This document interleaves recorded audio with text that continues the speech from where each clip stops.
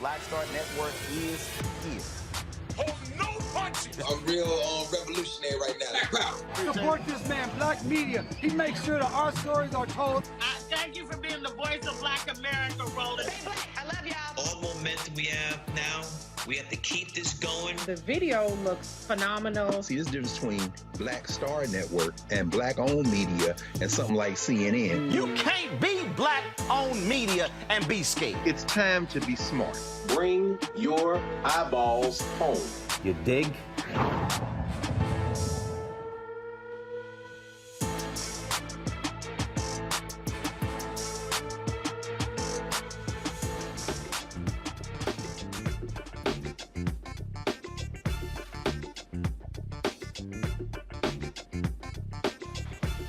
Today is Tuesday, August 30th, 2022. Coming up on Roland Martin Unfiltered, streaming live on the Black Star Network. A small town North Carolina mayor takes down a Confederate monument. Oh, white folks are pissed off, and the Klan is really upset, passing out leaflets in town. We'll talk to Mayor Mondale Robinson about what is happening in his city. Plus, the state has launched an investigation of that. Also, I have an update on the Duke BYU saga. Duke's United Black Athletes Executive Board, they issued a statement regarding the issue. We'll also talk about the latest drama with Florida A&M and the football team. The lawyer for a top player says that he was misadvised by administrators on what classes to take. That's why he got a 4-game suspension from the NCAA. And band members of the Marching 100, they are pissed off, saying that they are being treated worse than the football team. Wait till I tell you about them taking 13-hour bus rides, having to eat cold meals, and not even being able to shower after games. Yeah, I don't know what's happening down in Tallahassee. Also, on today's show, folks, Mississippi's largest city has a water crisis. Jackson, Mississippi residents are being advised not to drink the water. That's coming from the governor. But why isn't the governor partnering with the mayor on this very issue? Yeah, we'll sit here and talk about that issue as well. Folks, a lot of things going to be covering here on Roland Martin Unfiltered. Gas prices is one of the issues as well. We talked to the Energy Secretary, Jennifer Granholm, about gas prices and what the Biden administration is trying to do when it comes to having clean energy in the United States. Plus, California Representative Khanna will be joining us to discuss President Biden's student loan debt relief and explain how his Midwest apology tour can save the Democratic Party. Let's unpack that, folks. In our marketplace segment, a black woman found a solution to what she calls overload bag syndrome. Yes, overload bag syndrome, creating a multifunctional designer bag. We'll show you that right here on the show. It's time to bring the funk on Roland Martin Unfiltered on the Black Star Network. Let's go. He's got it. Whatever the miss, he's on it. Whatever it is, he's got the scoop, the fact, the find. And when it breaks, he's right on time and it's rolling. Best believe he's knowing. Putting it down from sports to news to politics. With entertainment just for kicks, he's rolling. It's on Go Roll Roll, y'all. It's Roland Martin, yeah. Rolling with Roland now. He's funk, he's fresh, he's real, the best, you know he's Roland Martin now.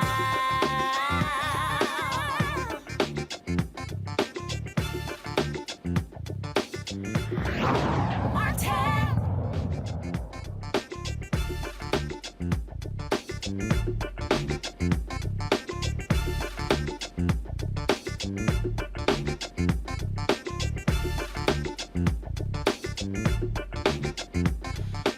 All right, folks, black mayors all across the country, they are sick and tired of Confederate monuments, and the mayor of Enfield, North Carolina, took down one of those monuments. Mondale Robinson said enough is enough. He replaced a white Republican mayor in that particular town in North Carolina. The decision to topple the 94-year-old monument on Sunday night was based on the best interest of the nearly 2,400 people who live in the city, 85% of them black. This is what happened.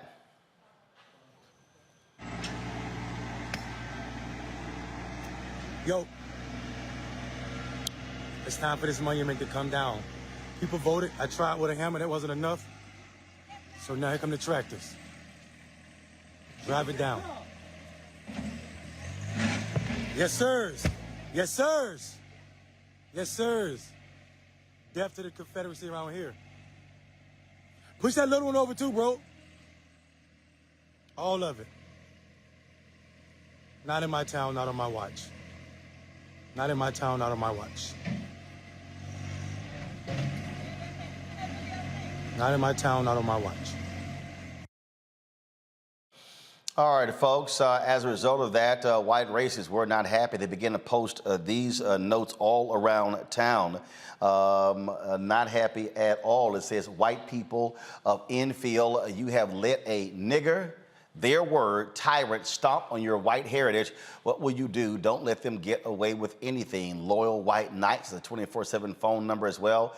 Listen to their podcast and their phone number for them to call in. Joining us now is the mayor of Enfield, North Carolina, Mondale Robinson. Glad to have you back on the show, Mondale. So folks have not been, the white folks, they have not been happy with you. Look, the same thing happened in Birmingham. Randall Woodfin took a monument down there. You had Stephen Reed in Montgomery, Alabama did the exact same thing. And so, I mean, look, you have these places, these majority black cities where they have been forced to keep these monuments up by Republican legislatures. Yeah, it's good to see you, Ro. I hope you had a good vacation, brother. Here's the problem for me.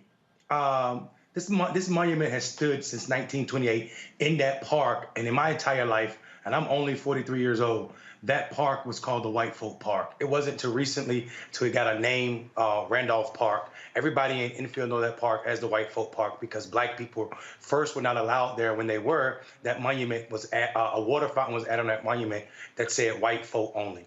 Later in the years, after it was placed there, they etched on the back some ode to other wars. But the main purpose of that Confederate monument, my man, was to remind black people that the Confederacy was still alive. And this is some of the sentiments we've received, not just that leaflet that you saw from the Klan, but some of the emails I've been receiving from white residents and also white people all over this country about the invisible empire and how black people need to understand that the Confederacy has never died and will never die.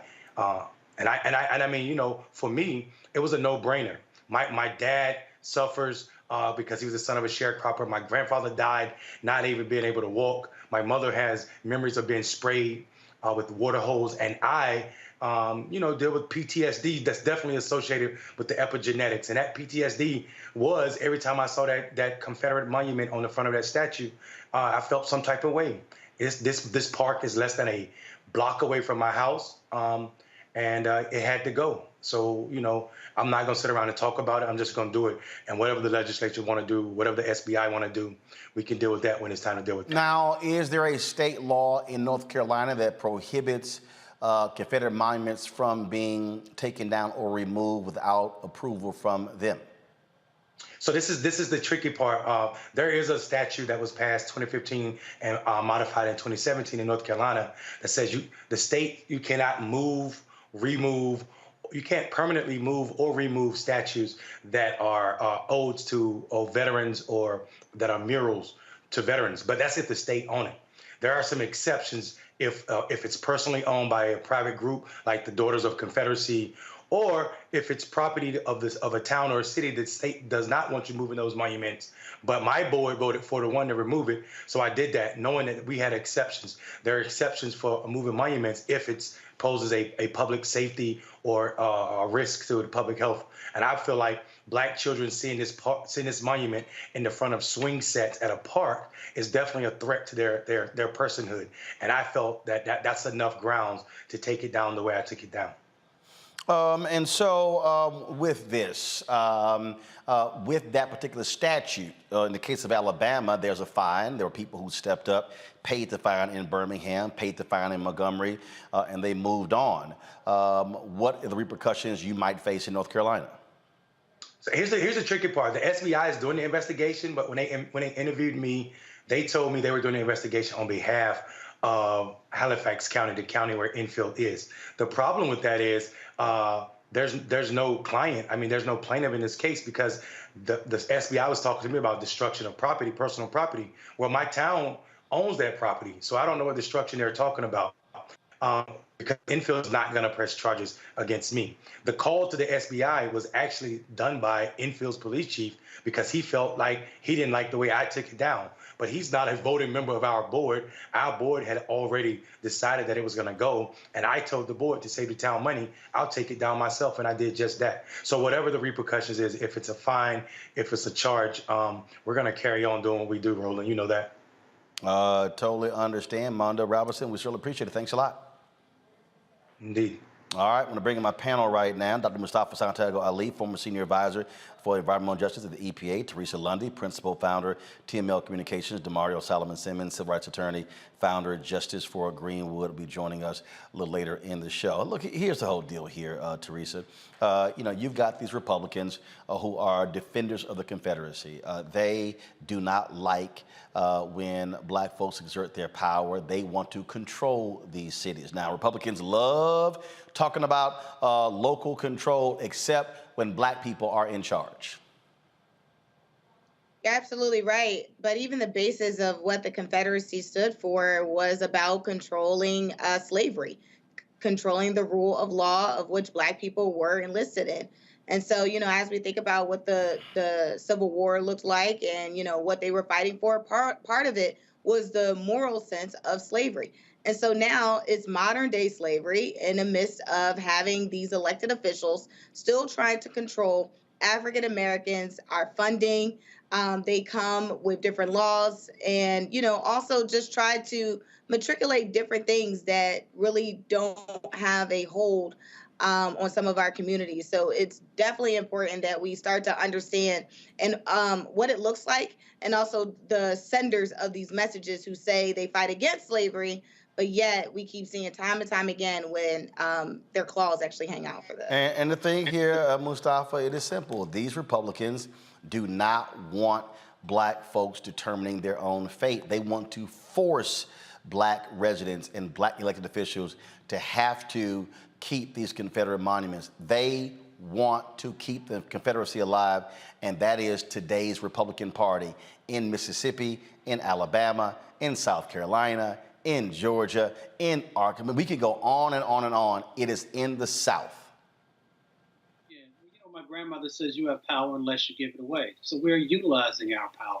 We're utilizing our power to make sure that monuments of hate no longer have fertile ground in the 21st century. And we also understand that these monuments of hate also have traumatic impacts in our and on our lives. And we are no longer going to carry that trauma by allowing these types of things to be placed and to be viewed inside of our communities. So I'm very, very happy that the mayor moved forward in the way that he did and the decisiveness of the way that he did. And I hope that all of us will also back him up. If there's a fine, we should make sure that the money is raised in a matter of minutes to make sure that that's taken care of. I just get a kick out of the folks, again, who do all they can to defend this nonsense. All right, folks, got to go to a break. We come back on Roland Martin Unfiltered. We'll talk about President Joe Biden challenging Republicans, saying, how in the hell y'all pro-law enforcement, but y'all pro-insurrection? Is the president finally getting tough on Republicans as we head to the midterm elections? We'll discuss that next. You're watching Roland Martin Unfiltered on the Black Star Network. Don't forget to download the Black Star Network app, available on all platforms: Apple phone, Android phone, Apple TV, Android TV, Roku, Amazon Fire TV, Xbox One, Samsung Smart TV. By joining our Bring the Funk fan club. Our goal is, again, folks, we need to get $100,000 this month from our fan base. We are at about 85,000. So if you can send your check and money orders to P.O. Box 57196, Washington, D.C. 20037-0196. Cash App is $RM Unfiltered. PayPal is R Martin Unfiltered. Venmo is RM Unfiltered. Zelle is Roland at RolandSMartin.com. Roland at RolandMartinUnfiltered.com. We'll be right back.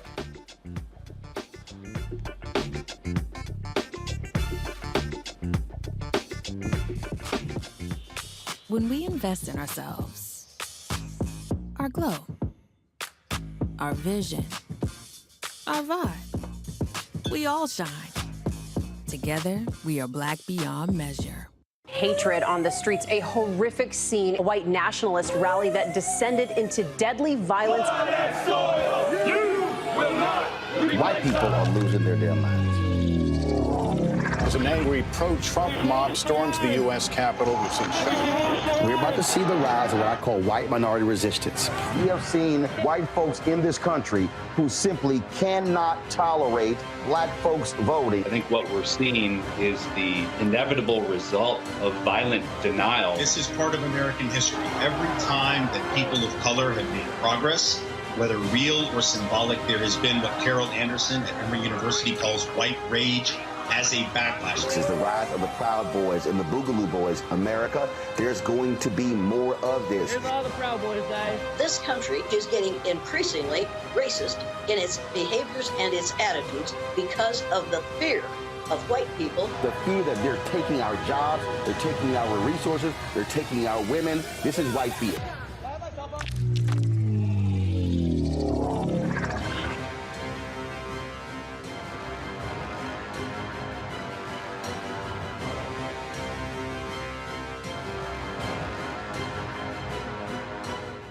When we invest in ourselves, we all shine. Together, we are Black beyond measure. Pull up a chair, take your seat. The Black Tape with me, Dr. Greg Carr, here on the Black Star Network. Every week, we'll take a deeper dive into the world we're living in. Join the conversation only on the Black Star Network. Peace and love, everybody. I'm Purple Wonder Love. Hey, I'm Donnie Simpson. What's up? I'm Lance Gross, and you're watching Roland Martin Unfiltered.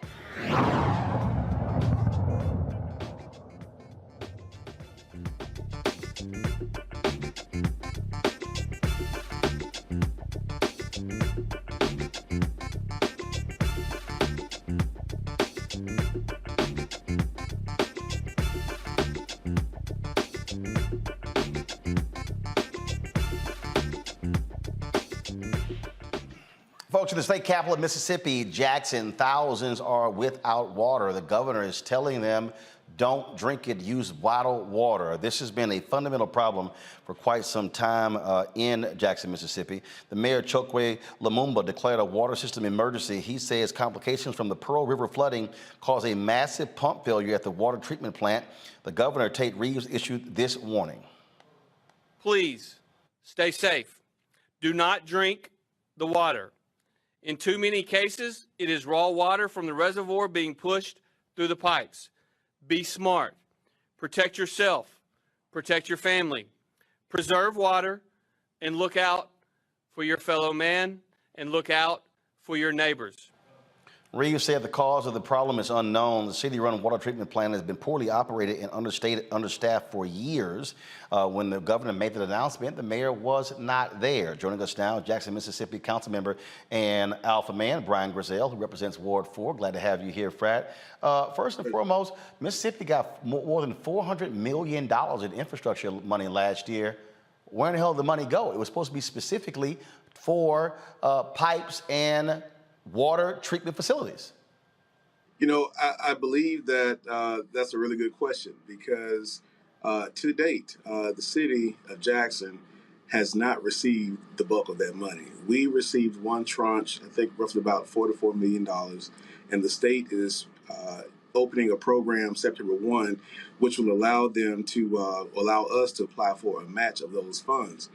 The infrastructure statewide is very antiquated, and we need help. And so the issue in the city of Jackson is actually more than 30 years old. It's just come to a head.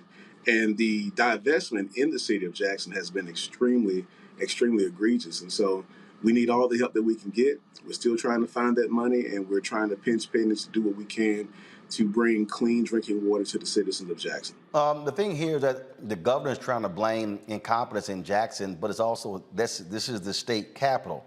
So the state also has a responsibility here, correct? Absolutely. In fact, when we issued our legislative asks this past legislative session, we didn't get a dime. And so again, we were left out basically to fend for ourselves and to move monies around necessary to try to make amends. Our water treatment system, again, it's It's one of the most unique ones in the country. We have a conventional system, and then there's another system that actually most people aren't even certified in working with. And so we're trying to do what we can to make sure that we can kind of mend fences here and work with the state and also the federal legislation. I know Senator Wicker has put some interest in. He's been committed to helping us, and we're trying to secure the funds necessary.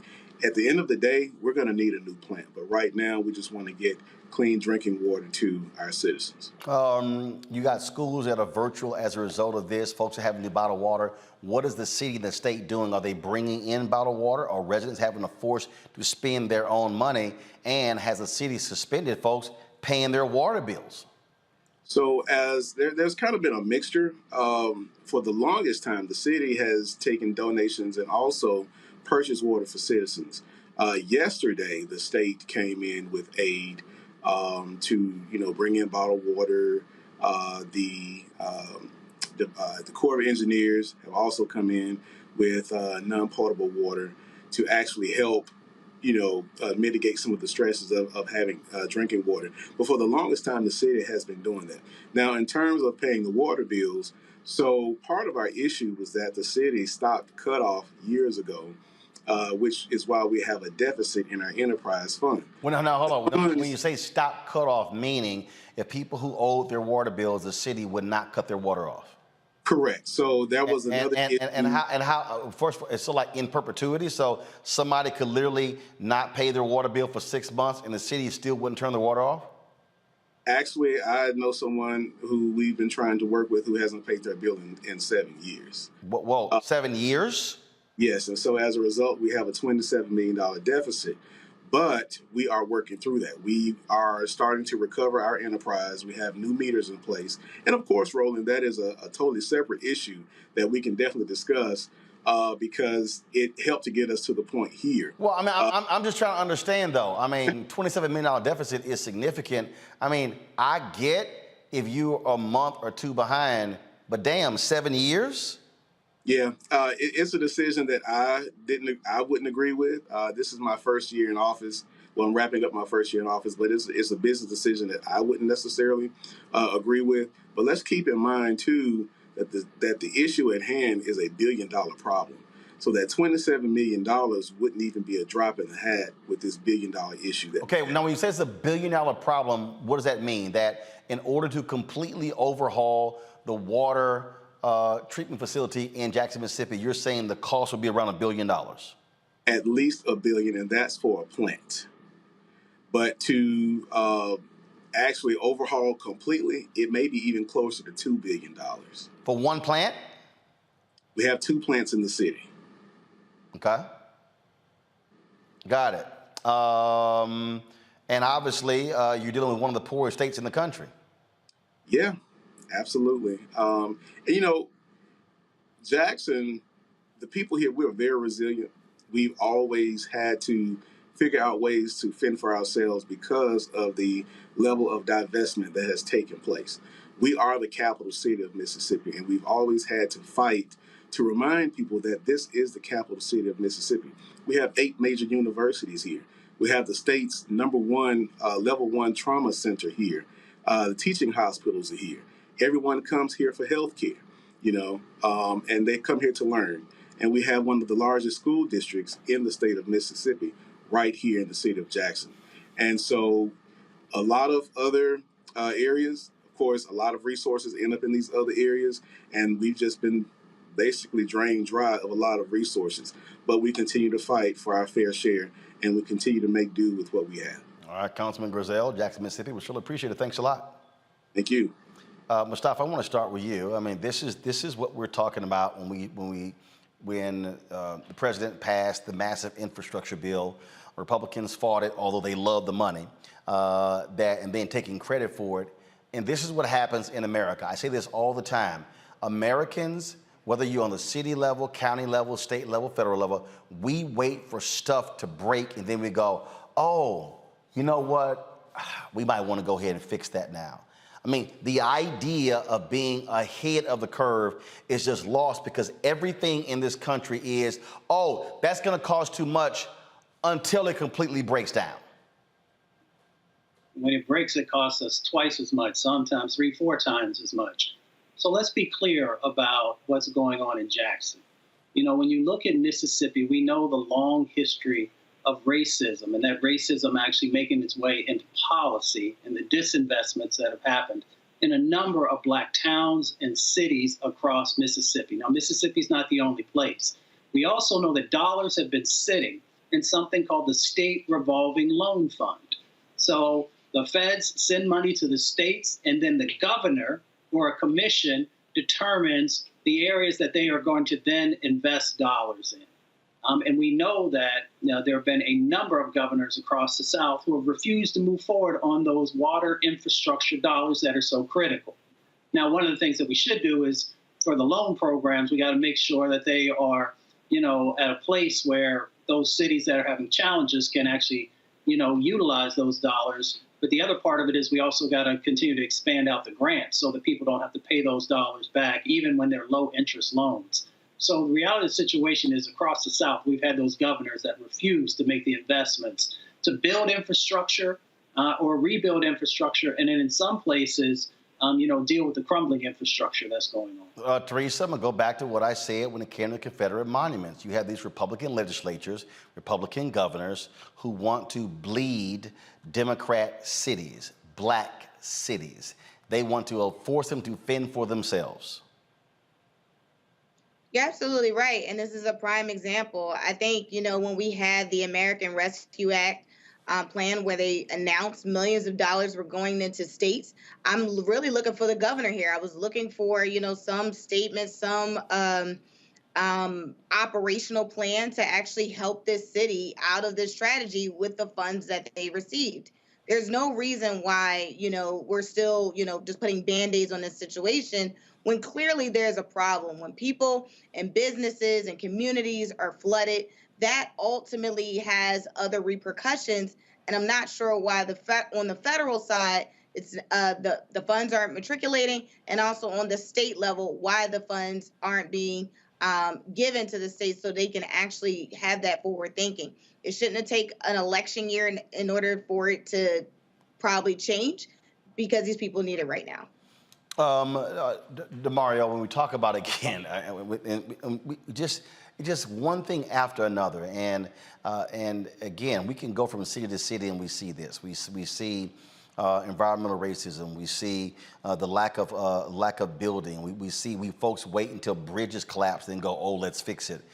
Then they say, oh, well, we got schools and other buildings, and it's one thing after another. This nation just doesn't give a damn about infrastructure, because everything is, it's going to cost so much money. Yet it's amazing how we can find money to give the military 40 and 50 billion more than even asked for, more than in the Biden budget. How we keep spending money there. If you want to understand a country's priorities, look at where they spend their money, and then they say, well, we don't have any money to fix it. But then again, when something collapses, people die. Folks can't go to work. And look, we talk about water here. Look what happened in Flint. There are people in Flint, Michigan, who lost children because of the infected water. There are individuals there whose generational lines are going to be impacted because of the lead poisoning that is in their bodies. Folks are going to be monitored for the next 30 years. You're now talking about that's now in the DNA of folks. So people may think, okay, yeah, it's water, but something as basic and fundamental as water has generational impact when your systems get destroyed and the people are infected as a result. Hey, man, good to see everybody tonight. A few things. Number one, yes, it is water, and that's the most basic element of life. You have to have water to drink, to bathe in, to sustain life. And when you're talking about even utilizing bottled water, that is not a solution. I mean, you know how many bottles of water it takes to fill up a tub? I mean, you're talking about 100 bottles of water. So that's number one. This is a massive issue. Number two, Roland, I think we want to continue to reiterate what you said off the top. This is a systematic disinvestment into Black-led and or Black majority cities. This is purposeful. They want this to happen to Jackson. They don't care that this is happening to Jackson, because although we're looking at some white people on this video. Jackson is a majority black city, and it's ran by majority black politicians, including their very progressive, the mayor. So they want to see the systematic failure. These things do not happen in suburban America. These things do not happen in white communities. This is in black communities. This is a direct result of Reaganomics. This is a direct result of how Republicans hate public services. They hate public services because that means that black people may have some equitable portion of it. So instead of letting us get an equitable portion of it, they'd rather just destroy everything. And the third thing I want to say here is this is directly tied to a court case that just happened last week, where the Fifth Circuit upheld a Jim Crow era voting law out of Mississippi. Because Mississippi, the thing they care about most is not football, is not water treatment plants. It is about oppressing white black people and making sure black people have the worst lives possible. So this is the outgrowth of those three things. Folks, I talked today with Energy Secretary Jennifer Granholm, not only about gas prices, but also about improving the nation's infrastructure when it comes to energy. Here's our conversation. Today, then, a few months ago with the drop in gas prices, I filled up my Navigator last night, and it was, I think it was $3.86, which is a lot better than when it was $5. Right. And you got a Navigator. You were paying a lot of money to fill that up. I know. I carry a lot of people and a lot of TV gear. Yeah. Well, the good news is that really this has been dropping every day practically for the past 11 weeks. And it's because the president decided that he was going to release 1 million barrels a day from our strategic petroleum reserve, which of course we've got millions of barrels there in case of an emergency.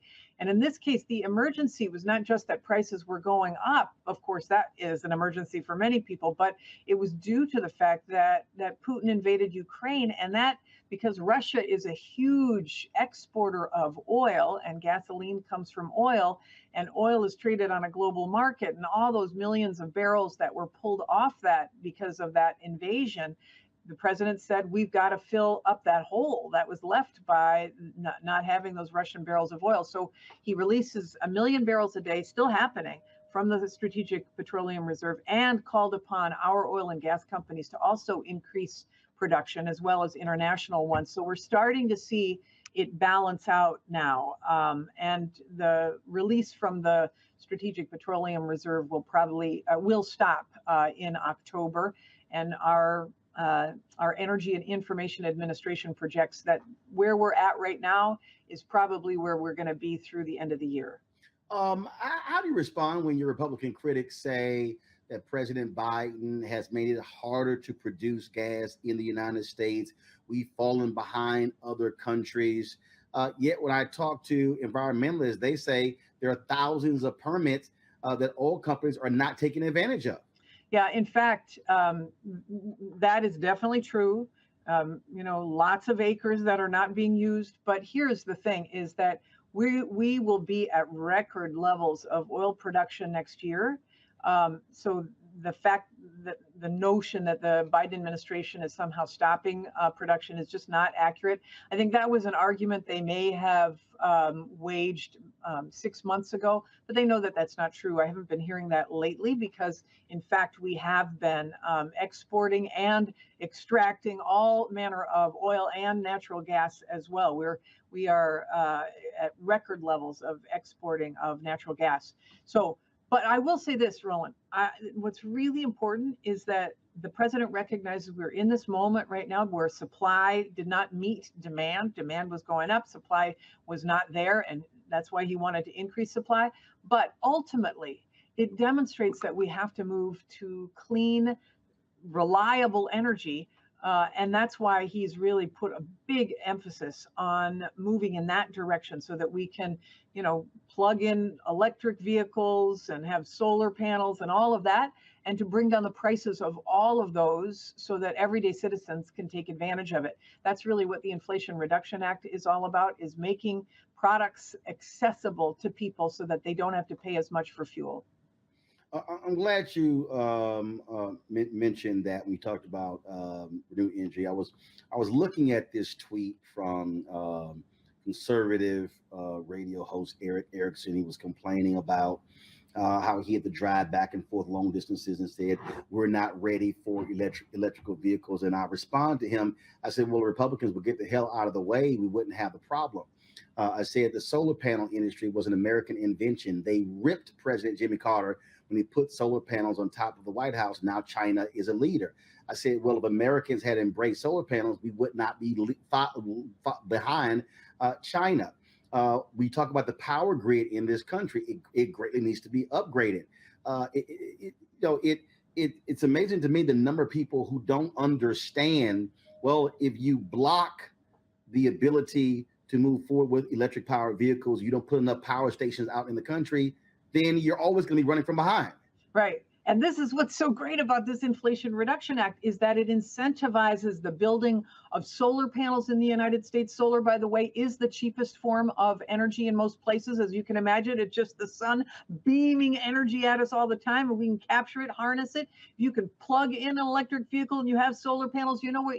You pay the equivalent of about $1 per gallon to drive an electric vehicle versus driving a regular gas-powered vehicle. And the Inflation Reduction Act doesn't just incentivize solar panels. It incentivizes the making of electric vehicles in the United States. It incentivizes the making of wind turbines and all of the parts for wind turbines and the batteries for electric vehicles. It creates a whole clean energy industry in the U.S., which ultimately will make us more energy secure and not have to rely so much on the volatility that is coming from imported or fossil fuels.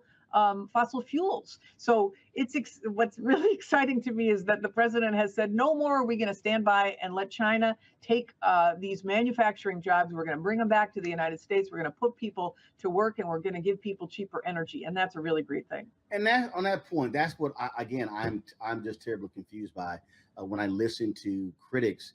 You're talking about, well, if we produce our own solar panels, that's jobs. If we're producing power stations, that's American jobs. If we're upgrading our grid, that's job. I'm just trying to understand, why is it has to be either or? Oh, fossil fuels, but we can't do what they call green, when in fact it actually helps us in the long run and it helps us economically.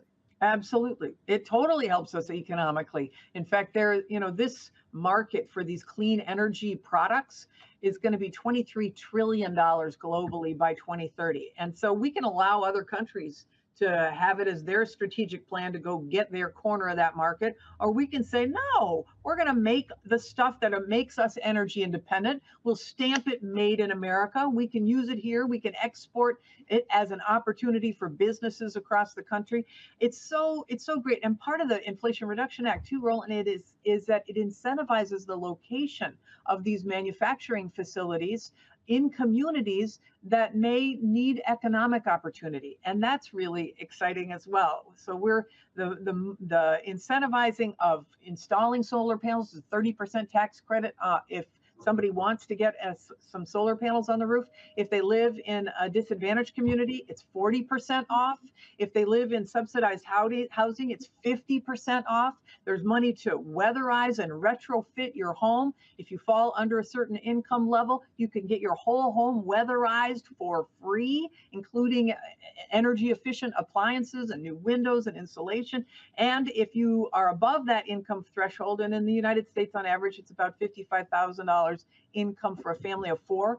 But if you are above that income threshold, then there's still incentives for you to be able to get rebates on electric heat pumps, for example, energy efficient appliances. So there's so much in this to love that brings down the price for everyday citizens, but also incentivize the manufacture of it in the United States. Gotta love it. Indeed. Well, look, we certainly appreciate it. And what I hope is that message is really gets out to the Black community, especially through Black-owned media.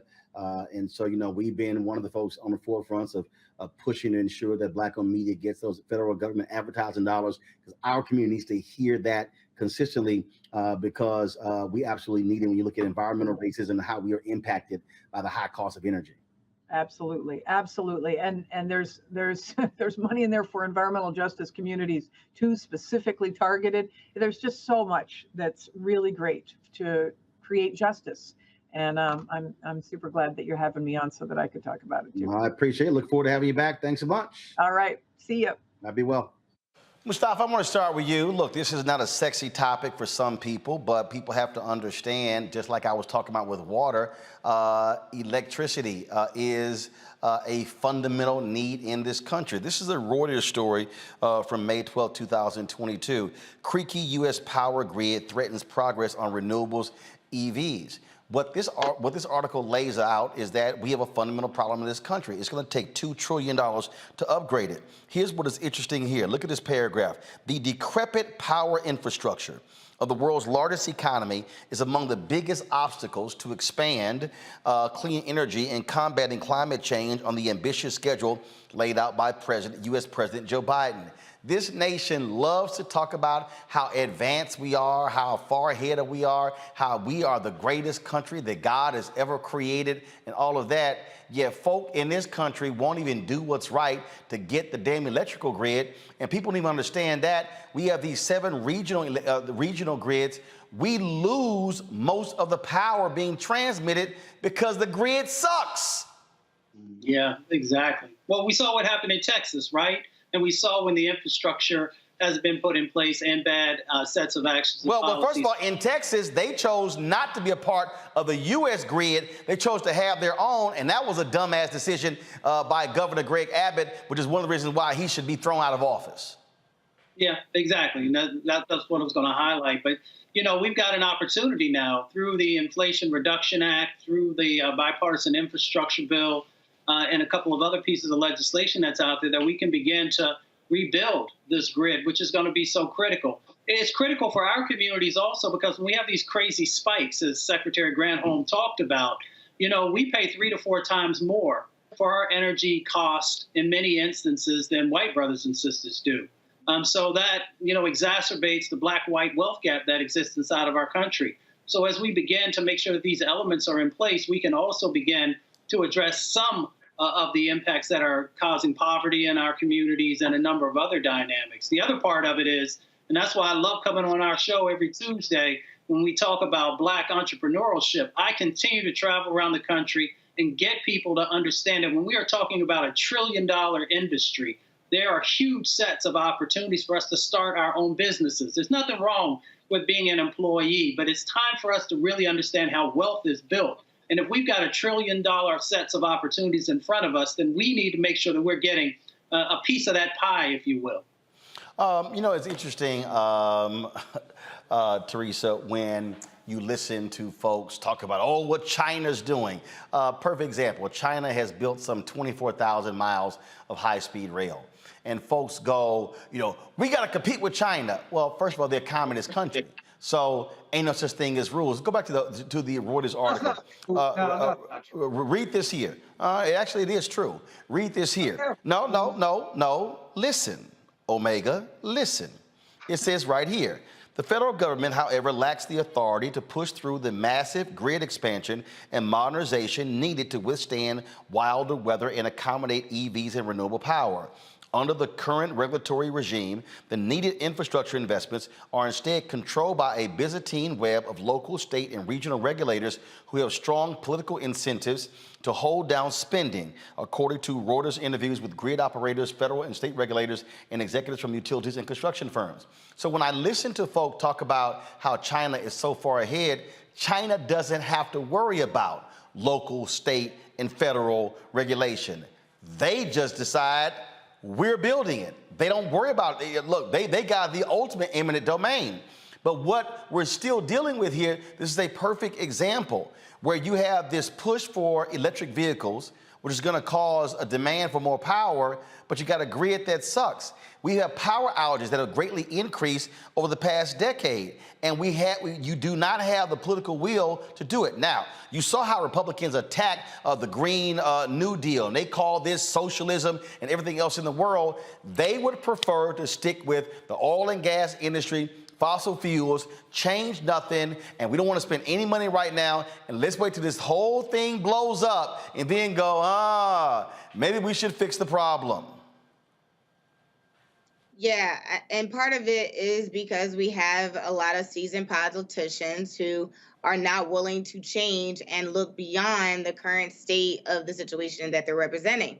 And so, we have a lot of folks that's talking about the Green New Deal, that's talking about, the $1 billion investment that we can actually invest in energy, sufficient utilities.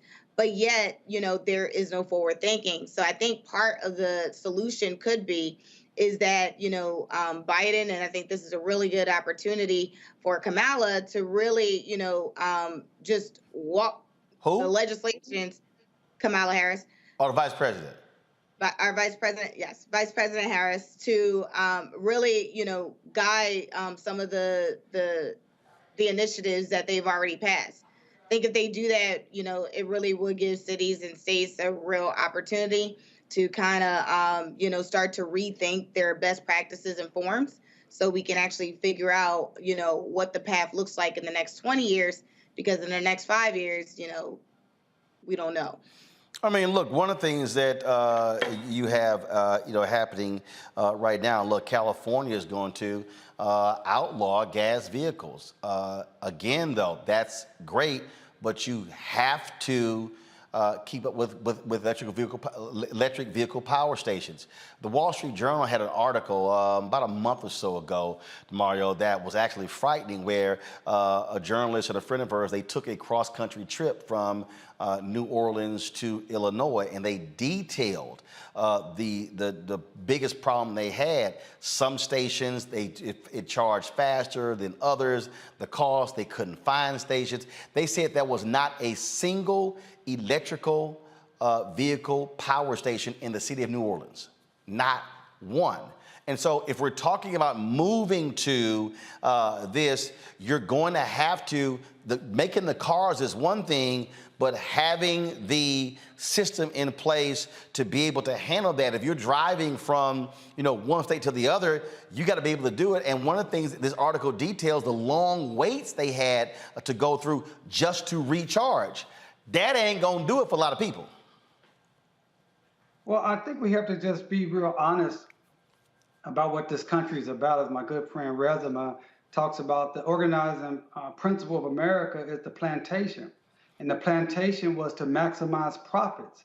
And that's what this is about. This is about maximizing the profits of the oil and gas industry. So of course, they're going to continue to fight anything to look forward, anything for electrical vehicles, until they have the opportunity to most likely profit off of it. And that is our fundamental issue here. And we have to be clear and concise with our discussions to our people and others who want to move this country forward in a different direction. Even the secretary that was talking, when she was talking about we have the most people drilling for oil and gas at this time, that's not a good thing. We don't need to be having that. When she talked about the president, bringing down oil and gas prices, well, let's be honest with people. The president does not set oil and gas prices. Oil is an international commodity. So I just, we have a lot of kind of I don't want to say disinformation, but not full explaining of what's going on here. In a capitalistic society, which America is, profit is the motivating factor. Until that changes, we will never have the type of changes that we need that's best for people, everyday people, and for generations of people. And that is the issue we must be very clear on. Well, Mustafa, then if that's the case, not damn thing's going to get done. You are very much involved in the environmental arena. What has to happen in the next 1 year, 2 years, 5 years? We got to get focused on the midterms that are coming up. We got to make sure that we are electing candidates who are pro-climate, who are also pro-environmental justice, and are willing to stand the line. The reason for that is that, the fossil fuel industry gets about a $20 billion a year subsidy. And then they take those dollars, they utilize some of them, but a lot of that goes back into politics. And that's the reason that you've seen many of these politicians taking these hardline stances that they have, even when the science tells them that we have to make these moves. And even when they open up their windows or look out their doors, these climate crises that are going on. So we should be very clear about how big money is playing a role in what's going on. We should also be very clear that when you talked about the EV charging stations, that there have been dollars that are inside these bills to actually make sure that we are building out that grid of EV charging stations across the country, and also taking into consideration that everybody doesn't own their home, so that we've got to make sure that if someone's living in an apartment building or something like that, that there's also these opportunities to build out the network of charging stations. And I'll just leave you with this, Roland. You just filled up the Navigator, I believe it is, this past weekend. I just charged up my ride. It was $12.57. Wow. How many miles you get to your ride? Probably about 275. So it cost me, I think, 110 for 513 miles. But again, if moving to that, it's going to require, what happens when you run out? You got to be able, that's what I'm saying. And you've got to have political leaders understand, if you're moving to a new system, you got to put the infrastructure in place. And the thing that cracks me up, Teresa, with these people, they act as if we didn't like, to Mustafa's point, the subsidies they get every single year. I mean, I love it how folk go, let companies, let the free marketplace do it. That shit ain't free. We pay for a lot of the free marketplace in this country.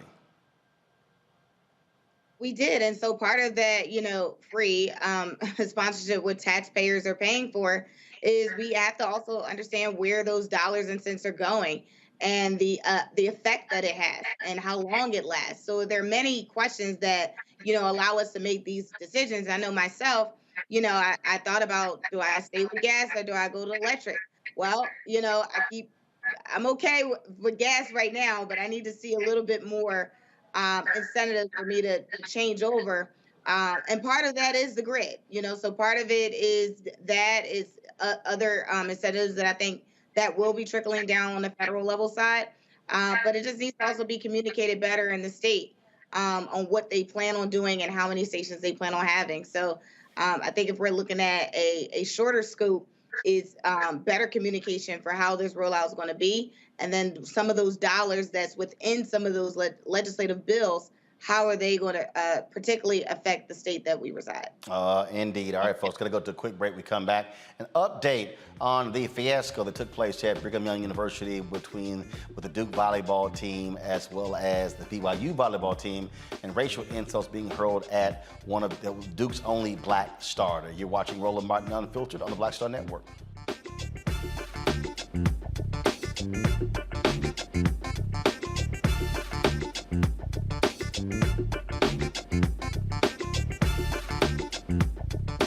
When we invest in ourselves, we're investing in what's next for all of us.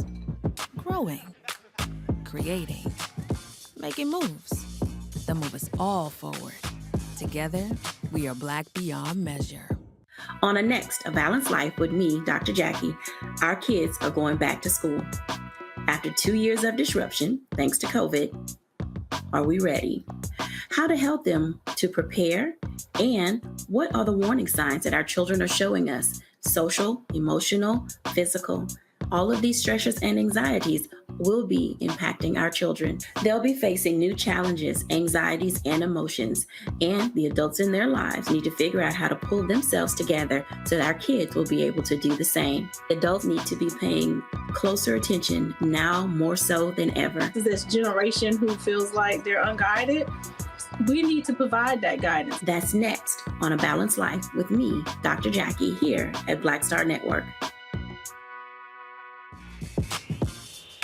When we invest in ourselves, our glow, our vision, our vibe, we all shine.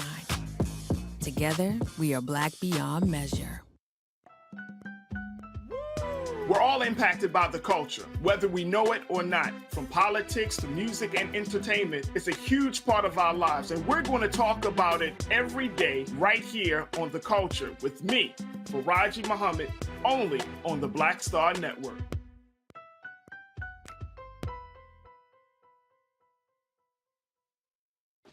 Hey, I'm Antonique Smith. Hello, everyone. It's Kiara Sheard. Hey, I'm Taj. I'm Coco. And I'm Lily. And we're SWV. What's up, y'all? It's Ryan Destiny, and you're watching Roland Martin Unfiltered.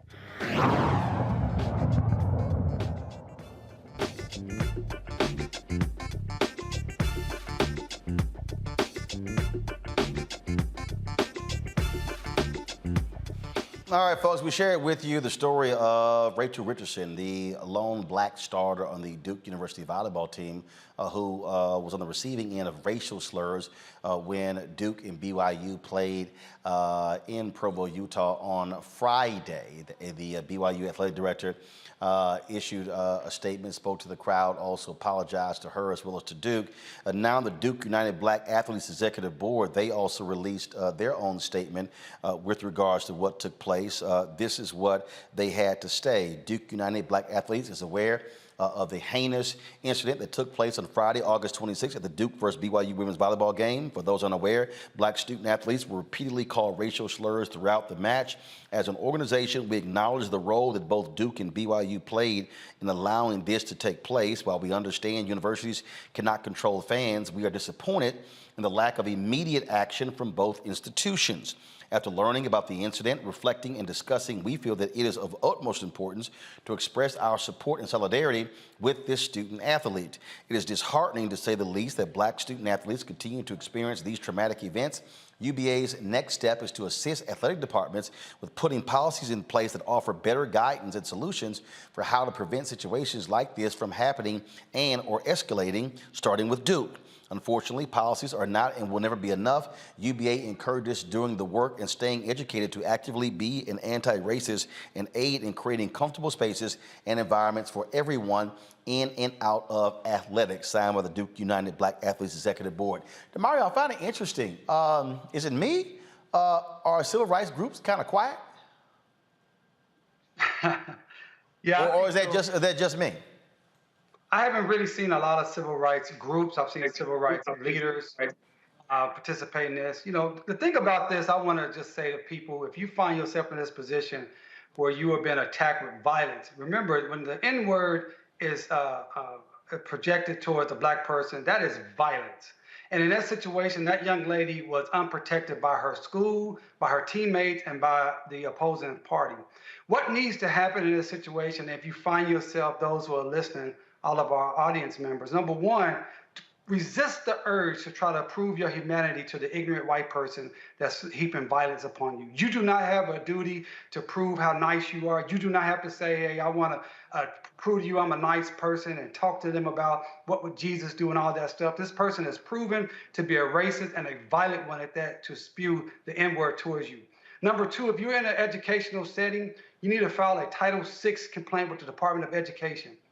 Number three, you should file a police report, because at minimum, it's intentional infliction of emotional distress, but it's also an assault. Assault is when someone puts you in imminent apprehension of fear of bodily harm. If somebody, a white person in public, is calling you the N-word, you are in bodily danger, and you should report that as a crime that it is. And then fourthly, you should seek an attorney in your area to sue this individual or that institution. This is outrageous. We cannot stand for it in any situation.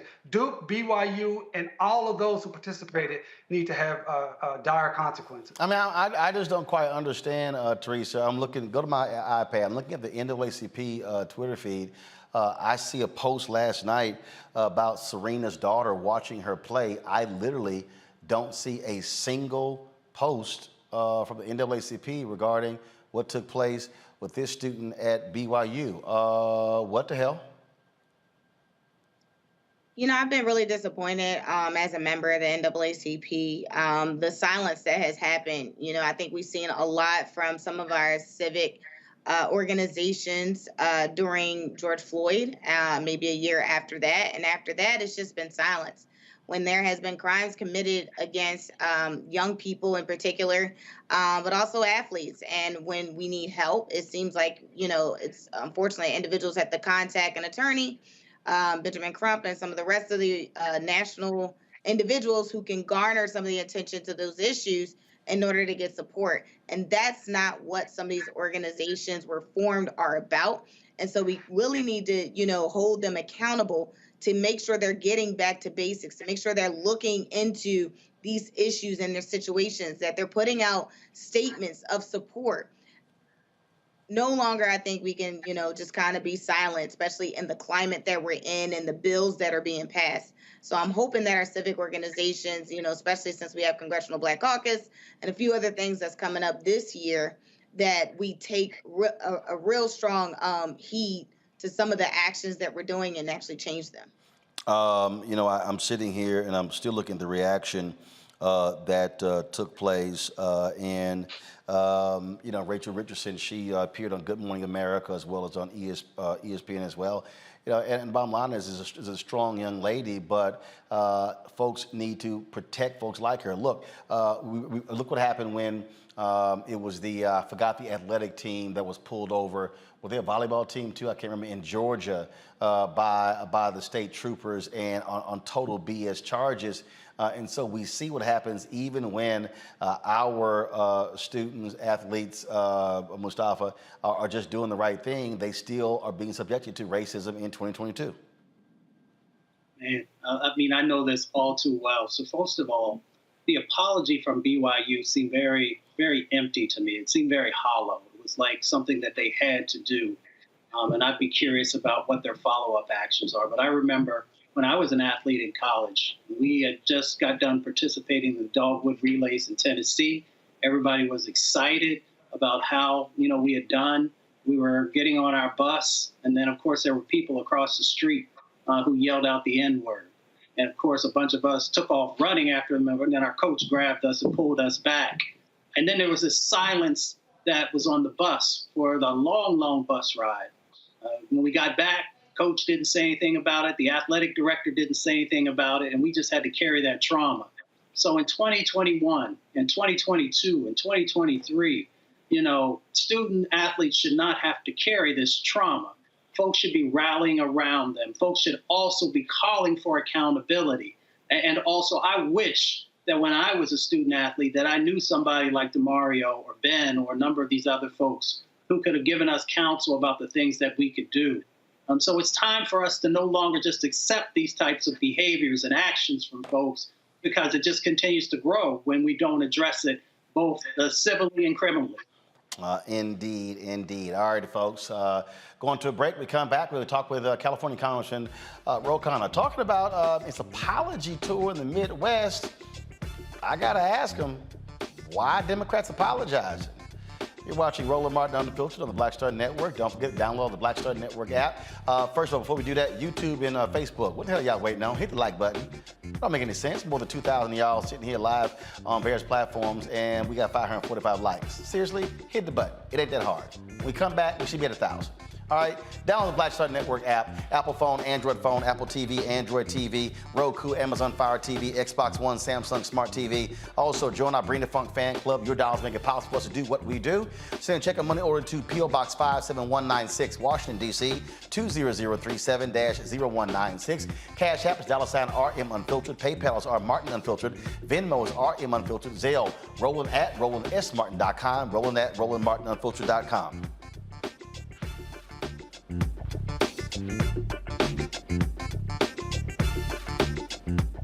When we invest in ourselves, we all shine. Together, we are black beyond measure. Don't you think it's time to get wealthy? I'm Deborah Owens, America's Wealth Coach, and my new show on the Black Star Network focuses on the things your financial advisor or bank isn't telling you. So watch Get Wealthy on the Black Star Network.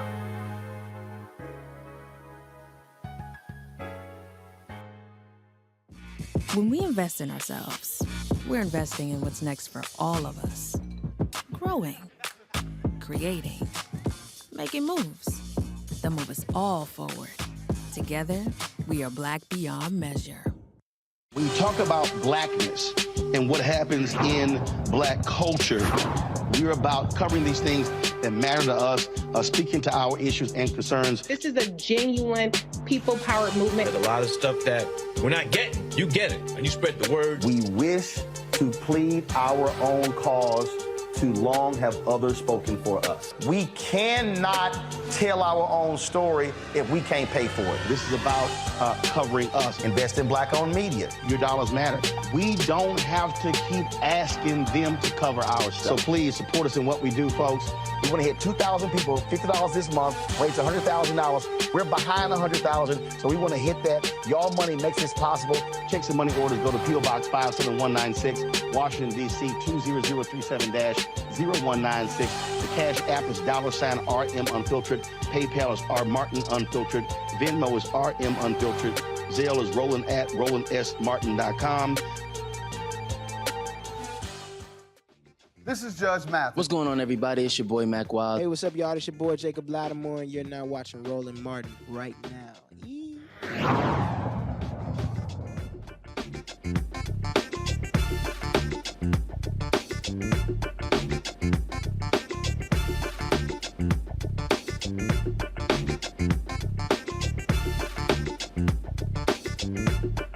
You look at politics, Democrats have been losing significant support in the Midwest among white voters. They've been holding steady when it comes to black voters. Whenever you hear the phrases, the working class, they ain't talking about black people.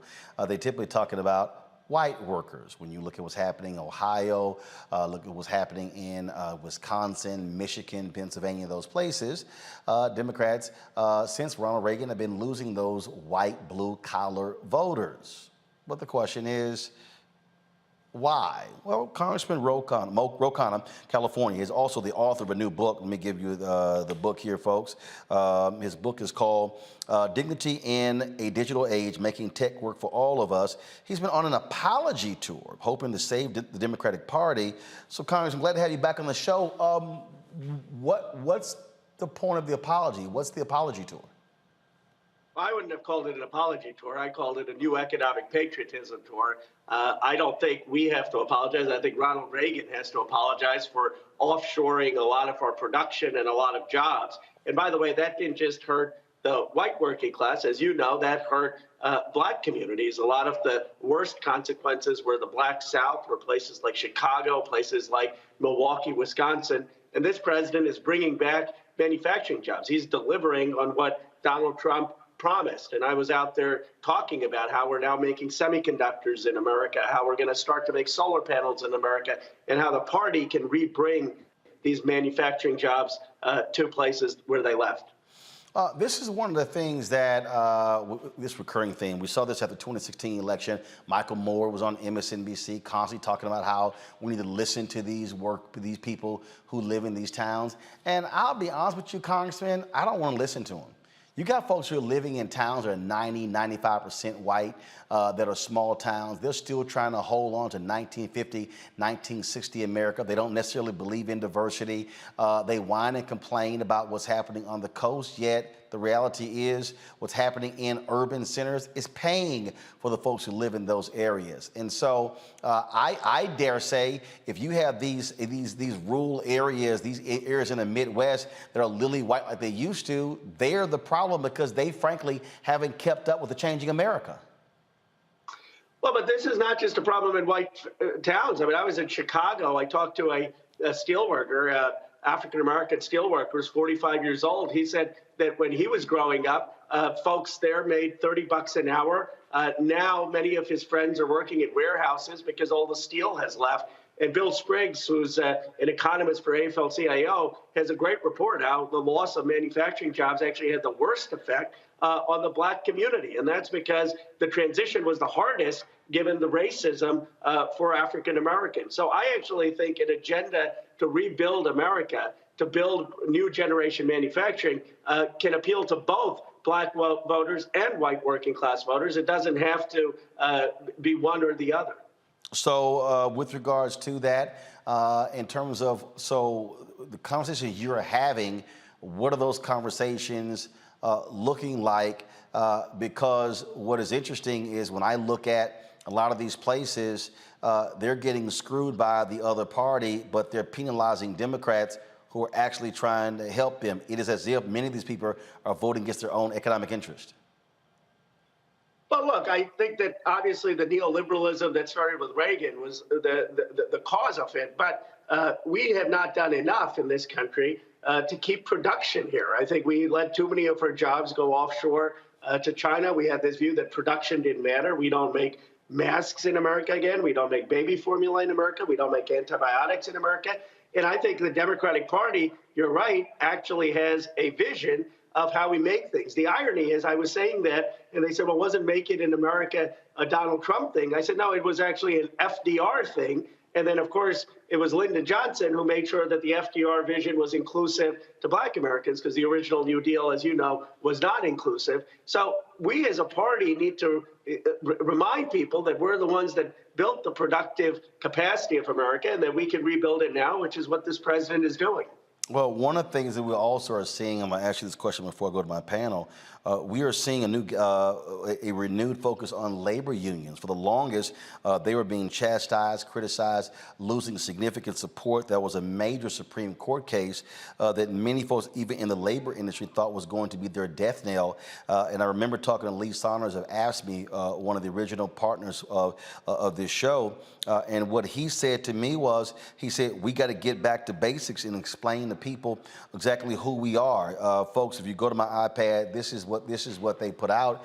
Gallup's, it says 71% of Americans now approve of labor unions. I think what you're seeing is you saw since Reagan this attack on labor unions as being bad for America. Now people realize, guess what? You got played. You've been screwed by corporations. They're sitting on billions upon billions of dollars of cash, forcing high productivity, not paying folks fair wages, and now they are seeing the results of that. And so you're seeing Starbucks employees, Amazon employees, and others, folks who are in these states who are saying we need unions to protect us. You're absolutely right. I think it's one of the most hopeful things happening in America, the unionization at Starbucks, at Amazon, at Chipotle. I'm leading an effort in California to have fast food workers organized. It passed in the legislature, and now it's going to the governor's desk. It would allow the fast food workers to finally have a voice on what they're being paid.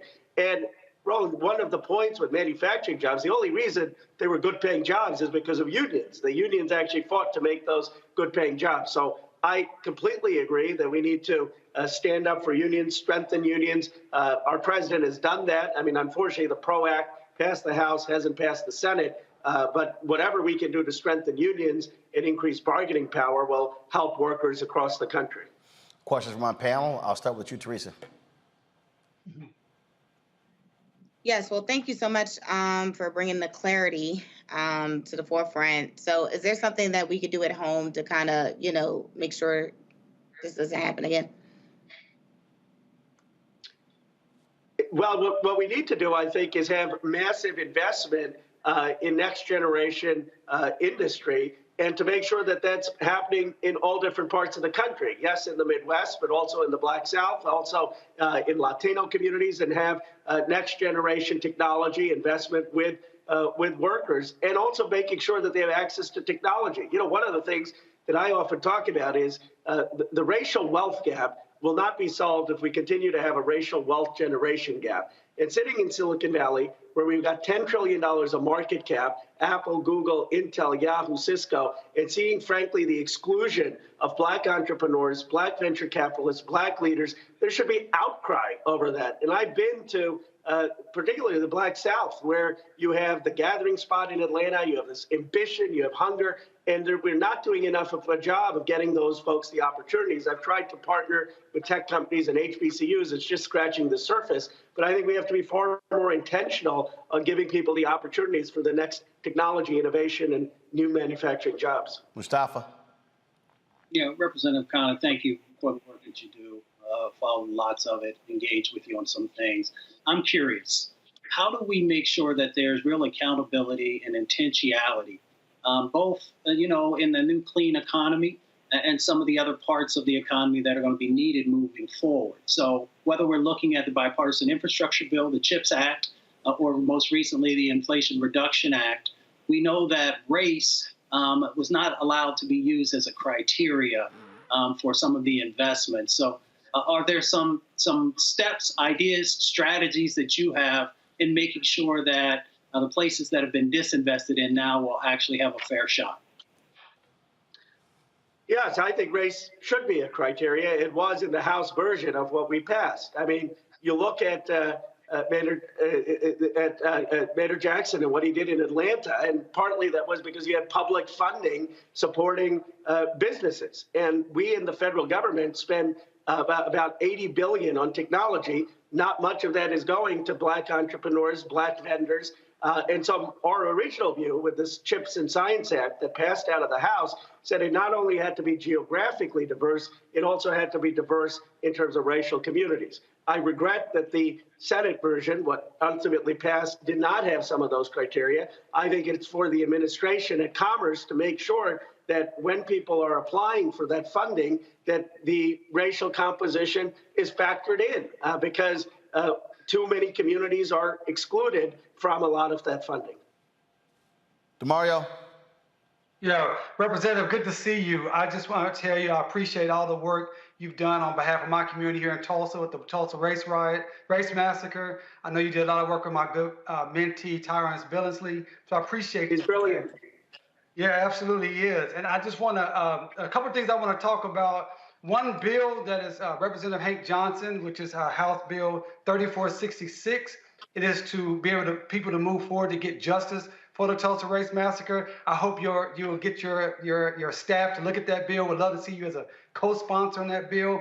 And another issue that we're working on here based out of Oklahoma, but impacts hundreds of thousands of Black people throughout this nation, are Black Native Americans who've been disenfranchised for their citizenship from the Creek, Chickasaw, Choctaw, Seminole nations. And they've been excluded for billions of dollars in federal funding and benefits because of that. Congresswoman Maxine Waters has been working really strong with us. Also, Congressman Danny Davis. That's another issue I would love to talk to you about more in depth with your committee, your staff, and hopefully you can help us on that. So as you continue to go across this nation and talk about equity and justice, Black Creeks, Black Cherokees, Black Seminoles, Black Choctaws and Chickasaws, and the Black people of Tulsa are still waiting for justice. I appreciate that. I'm happy to get on Hank Johnson's bill. I really admire what Terrence is doing because obviously what happened in Tulsa was deliberate sabotage of the Black community succeeding. That's what it was, basically jealousy and envy that led to that. And he's trying to create a tech economy there and saying, look, we have to build an economy that can't be sabotaged. And I have tried to help him in making introductions into the tech community. But I'm happy to get on Hank Johnson's bill. I also agree with, by the way, I heard your earlier comments on that horrific racist incident against the volleyball player at Duke. And as someone, I actually transferred from Duke to Chicago, and I know this was 20 years ago, but for this to be still happening today, I mean, it is just appalling. And I agree with you that there should be legal action about that. There should be a police report. We had in Fremont someone who went to an Indian American and started hurling insults, and our DA actually pressed charges against that person. And by the way, being Black is very different than being Indian in this country. It's much, much worse in terms of the racism. And so I agree with you that we have to be far more aggressive on that incident. All right, Representative Khanna, I appreciate it. Your book is called Dignity in a Digital Age, Making Tech Work for All of Us. We certainly appreciate it. Thanks a lot. Thank you. All right, folks, so we come back. What the hell is happening at Florida A&M University? Thank you. Their star linebacker has been suspended by the NCAA for 4 games. His lawyer says the university screwed up by not advising him properly on what credits to take when he transferred. Also, after last night's story, the Florida A&M band reached out to me, different members, saying they're being treated worse than the football team. Wait till I explain what's happening in Tallahassee. And the university still not giving a credible enough answer to these issues. I'll break that down next in our HBCU Connect segment right here on Roland Martin Unfiltered on the Black Star Network.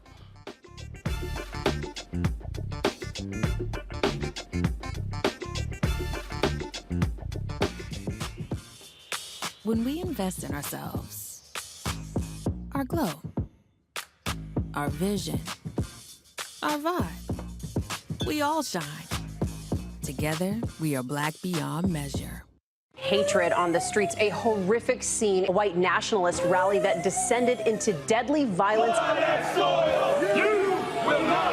White people are losing their damn minds. As an angry pro-Trump mob storms the U.S. Capitol, We're about to see the rise of what I call white minority resistance.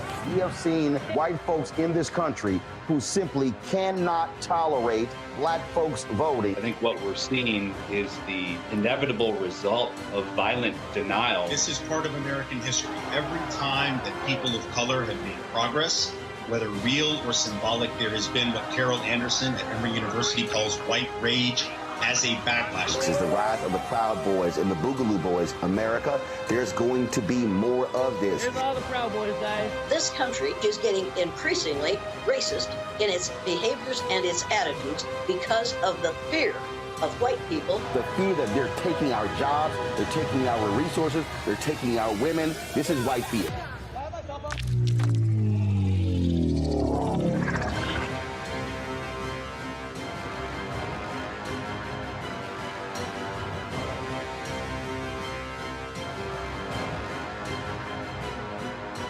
When we invest in ourselves, we all shine.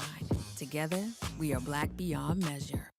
Next on A Balanced Life with me, Dr. Jackie, the great resignation is upon us. Yes, it's real. People, young and old, are evaluating their lives and making some determinations whether to stay or to go. But before you take the leap, you need to examine your motives and make a plan. It's not so much about doing this thing or starting this business or, leaving where you are to do something different. It's about getting in touch with you. How to make change while also keeping balance. Here on the next A Balanced Life with me, Dr. Jackie, on Black Star Network. Hi, my name is LaToya Luckett. Yo, it's your man Deion Cole from Blackish, and you're watching Roland Martin, Unfiltered. Stay woke.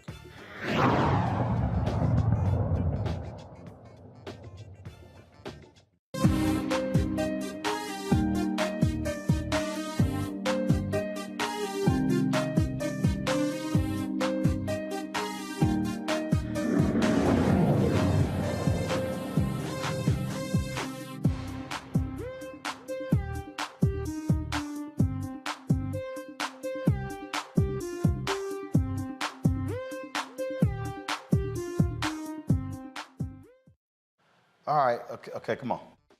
I don't know what.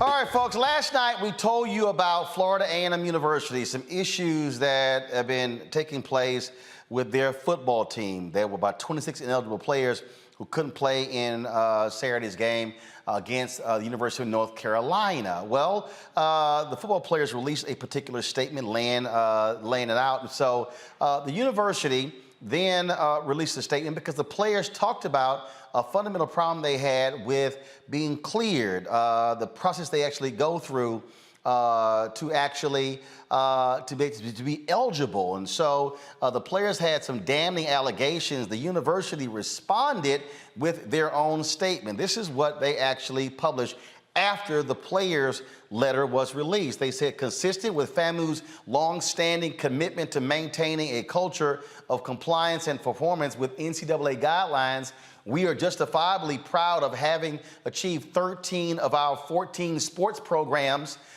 fully meeting the academic progress rate requirements per the NCAA's November 2021 APR report, in spite of rumors and misinformation to the contrary. Our compliance team, which includes partners from compliance, athletics, academic affairs, and student affairs, has been working diligently with athletics since fall of 2021 to implement plans for the remaining non-compliant program to meet the required APR score and join the others so that 100% compliance is achieved. Okay? All right. After the assessments of spring and summer 2022 academic progress, the compliance team exercised its diligence to complete the certification progress on August 11th before the fall sports season began. There are, as always, tight windows, and beginning on August 13th, waivers began to be submitted to NCAA based on feedback from our coaches. The NCAA subsequently issues its decisions on August 24th, 25th, and 26th, 2022. We are confident that our processes are effective and timely. We will continue to monitor our efforts in this regard and to pursue all avenues to provide an excellent student experience to every athlete. FAMU is committed to upholding high standards and high rigorous adherence to NCAA guidelines. That's interesting because the attorney for their star player, the top player in all of FCS, blasted them today. This tweet went out to the public today that laid out problems. This player, who's a star linebacker, he was suspended for 4 games by the NCAA. 4 games by the NCAA, y'all. And so if we can pull the tweet up, please. 4 games, y'all. Now, according to the lawyer says that he has information that the player was misadvised.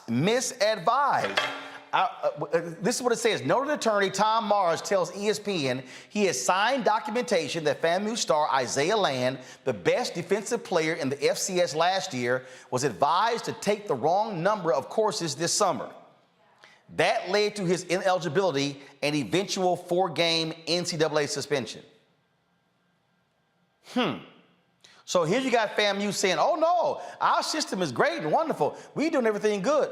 Well, how in the hell is your star player suspended for 4 games? How? It's your star player. You would think out of all the people you want to have cleared, it's your star player. Now, after last night's report, now the Florida A&M band has been reaching out to me saying they're being treated worse than the football team. But they've said this, they've had problems with members being cleared. I heard from several band members and folks who work with the band who say they have the issue every year. One person said that the upperclassmen have figured the system out, saying they have awful advisors and they are having to teach the freshmen and sophomores what classes to take in order to graduate. Really? Not only that, here you got the Marching 100, which is like the premier. Let's just be honest. The band is bigger than the football team, the basketball team, every other sports team. This is what they laid out to me. They said when they went to North Carolina, they took a 13-hour bus ride to North Carolina on Friday. Then they get there, they had 9 a.m. practice on Saturday morning. Then the band went, no, don't show that photo please yet, y'all. That's not the photo I want to see. Hold on, I'm gonna set this whole thing up, okay? Then they had a 9 a.m. practice, okay? Then they had some other events to attend to. Then they go to the game, perform at the game, perform after the game. Then they said, here they are, tired, sweaty, hungry. They don't go back to the hotel, they have to check out. They literally are changing clothes on the bus. No shower, nothing. Men and women having to change in front of each other. And then they said, when it came time to eat, this is what happened. They had ate at a rest stop, boxed lunches, cold food. Now show it, please. That's one of the photos they sent me. Not a hot meal, a cold meal, sitting at a rest stop. Really? Now, according to band members, remember, it was 10 years ago when the drum major, Robert Champion, was killed due to hazing. And a lot of things were put in place. I was told that the band used to spend 2 nights, Friday night, Saturday night, but after that, they put clamps on the band. That was a decade ago. If you're a 21-year-old kid in the band now, you were 11 years old when that happened. And so why are you putting your premier institution, your face of your institution, going through that? How in the world are you not giving them hot meals? How in the world are they having to perform multiple times to recruit, do all those things, and then got to get back on a bus and travel 13 hours? This is what I was also told by folks there, that for the last couple of years, they've complained, and the president's made clear, y'all keep complaining, then we gonna shut you down. Not only that, I was told that some of the students had housing issues when they got back from North Carolina, that they were locked out of their dorms and they had to sleep in the band room.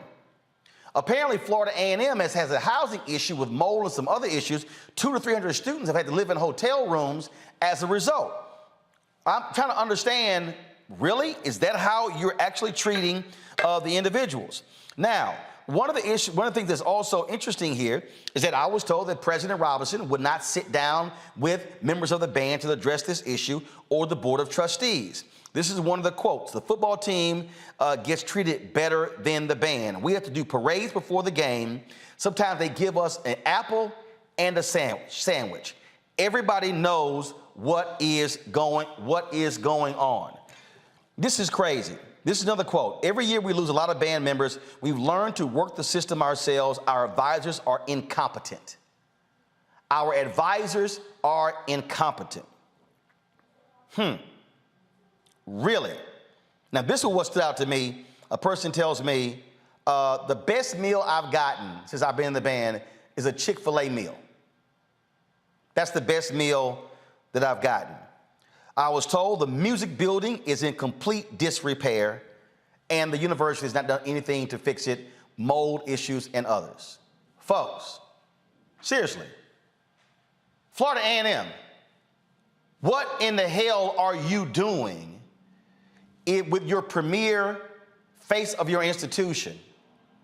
And I get resources in that, but ain't no way in hell the band should be eating a box meal. No, you have to figure out how to get it done. Now, 280 members of the band, 20 support staff. When they tell me that you have women who have monthly periods and they don't have any privacy, they can't even deal with their own issues, and they got to figure it out in terms of going to bathrooms and stuff. How in the world are you running a band like this? President Robinson and your administration, and we've invited them on the show, and they politely declined. We also called the Board of Trustees. They declined. We also called Congresswoman Frederica Wilson and Congressman Al Lawson's office as well. But I'm telling you right now, somebody at Florida A&M needs to step the hell up and answer to what is going on. Are you having these fundamental problems with your football team?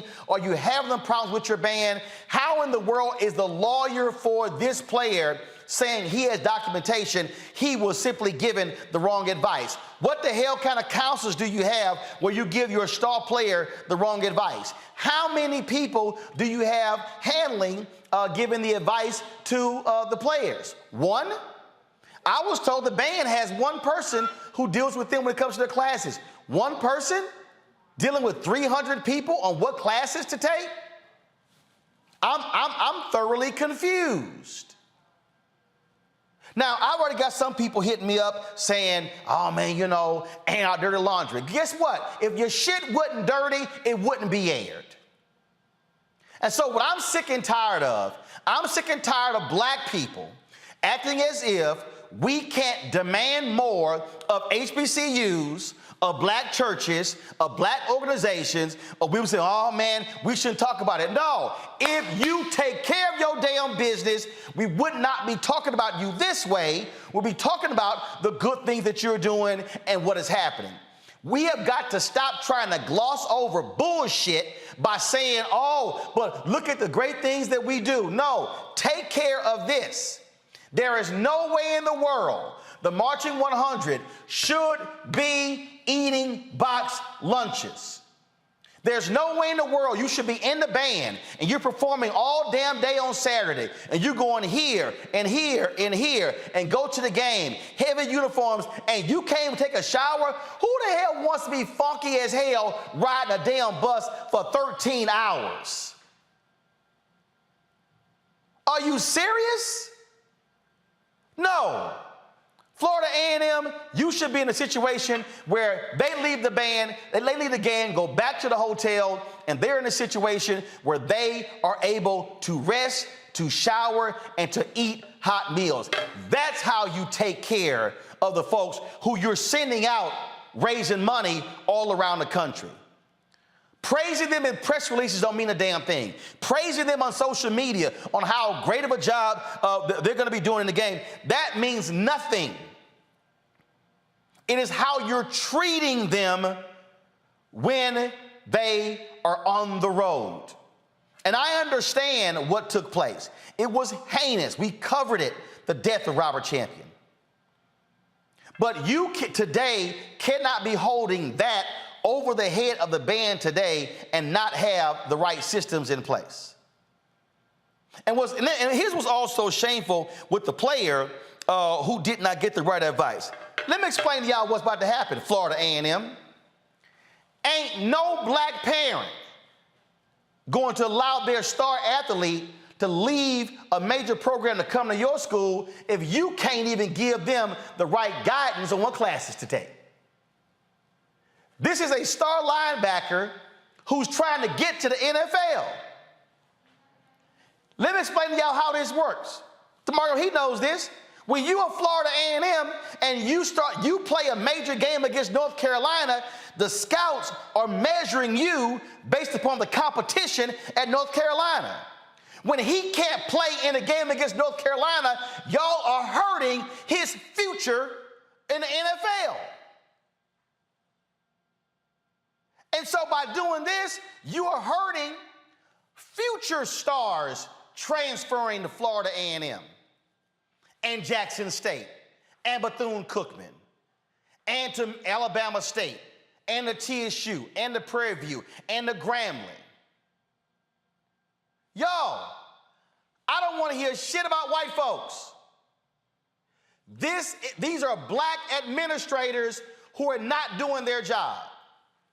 And this is what happens when you fire the AD who balanced your budget and you still haven't explained why you fired him.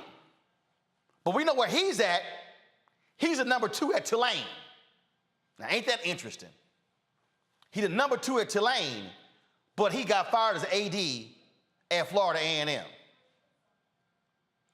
Y'all have heard me say this again, and I'm going to keep saying it.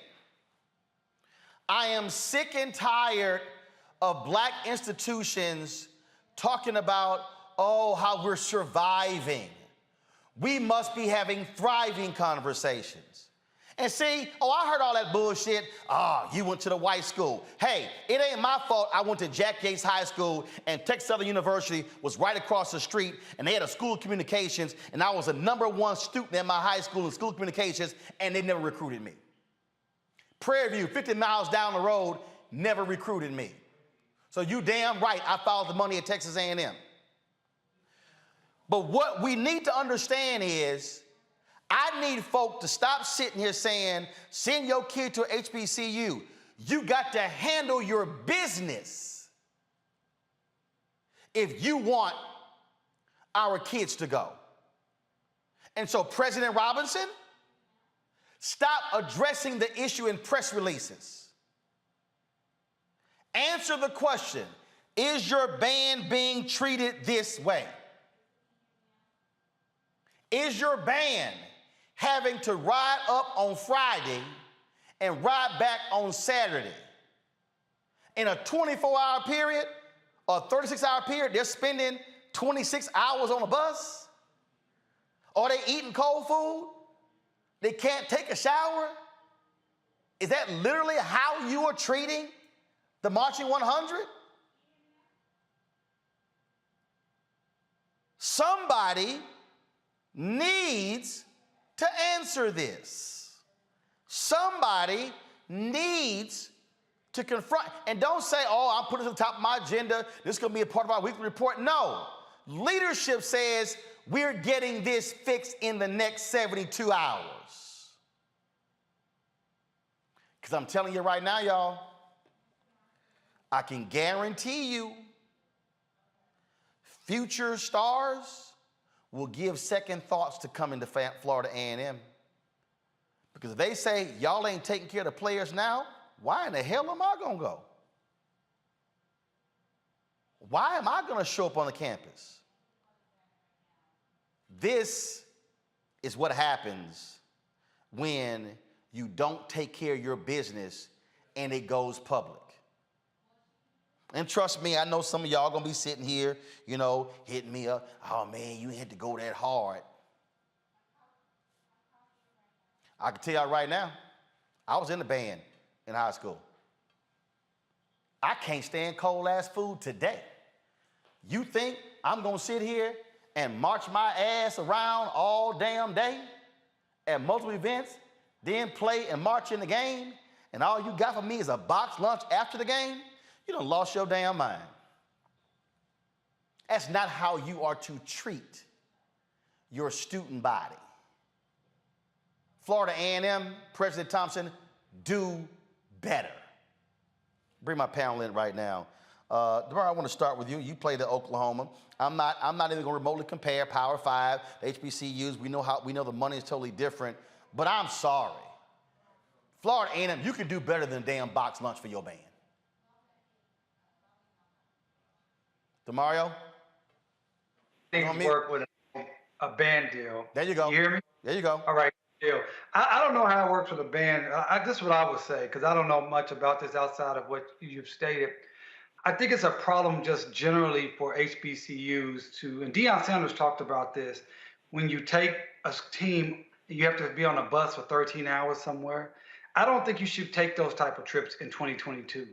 In 1975 or 1955 maybe, but in today's world, you should be playing in places that are either you can afford to fly there, or you play in a vicinity where it could be no more than an 8-hour bus driving, because that is taxing on anybody. I don't care who you are. And if it's facts that they had to spend 13 hours in a van, not get a shower, not have hot food, that is pretty egregious and atrocious and something that should be rectified very, very quickly. Again, I don't know those facts, if that's 100% accurate, but if it is, that is something that needs to be rectified completely. I talked to multiple sources that are with the Florida A&M band who told me direct. They took a 13-hour bus ride from Tallahassee to Chapel Hill on Friday, got there, had a 9 a.m. practice on Saturday morning with the UNC band, then had a couple of performances for the band, then went to the game, and then when the game was over, they had to then board the buses, undress on the bus out of their band uniforms into their other clothes, and then they took a 13-hour ride back home. So what I was going to say, with all of those facts, I think Florida A&M, not only are they going to be reeling from what you stated tonight, but they may have some legal issues. So, I like to talk about the legal issues. I mean, you may have some Title IX issues because you having these females have to be dressed in front of males and vice versa. You can have some negligent issues. People could get sick by that type of activity. And so I think they have a lot of things that they need to pull together their full leadership team, the executive team, sit down and get this issue rectified. Period, point blank. It should not be the same thing for next weekend wherever they go play. That's number one. Number two, I don't think any HBCU should be playing these games where you're going, you don't have the proper resources. You're going to go to a big Power 5 school. Your team is going to get embarrassed and slaughtered on the field. And then your support staff have to be on the buses for 12, 14, 16 hours. That sounds like a bad high school scenario back when I played, and I graduated high school in 1994. So I hope this gets rectified both from a political standpoint, a practical standpoint, and from a legal standpoint. Look, the thing for me here, Mustafa, and again, it trips me out when people say, man, you should be bringing this stuff up. Well, don't screw it up. The reality is, this is what Ida B. Wells said, the way to right wrongs is to turn the light of truth upon them. That's the whole point. This is called light. Yeah. My daddy used to say, don't tell me you love me, show me you love me. You show me you love me by investing in me. So when we're talking about these student athletes, and the band members, are you willing to put the infrastructure and the systems in place to make sure that I stay in compliance and make sure that I have the classes that I need, because I am your ambassador. I am the one that many community members engage with and see. So if you love me, then invest in me.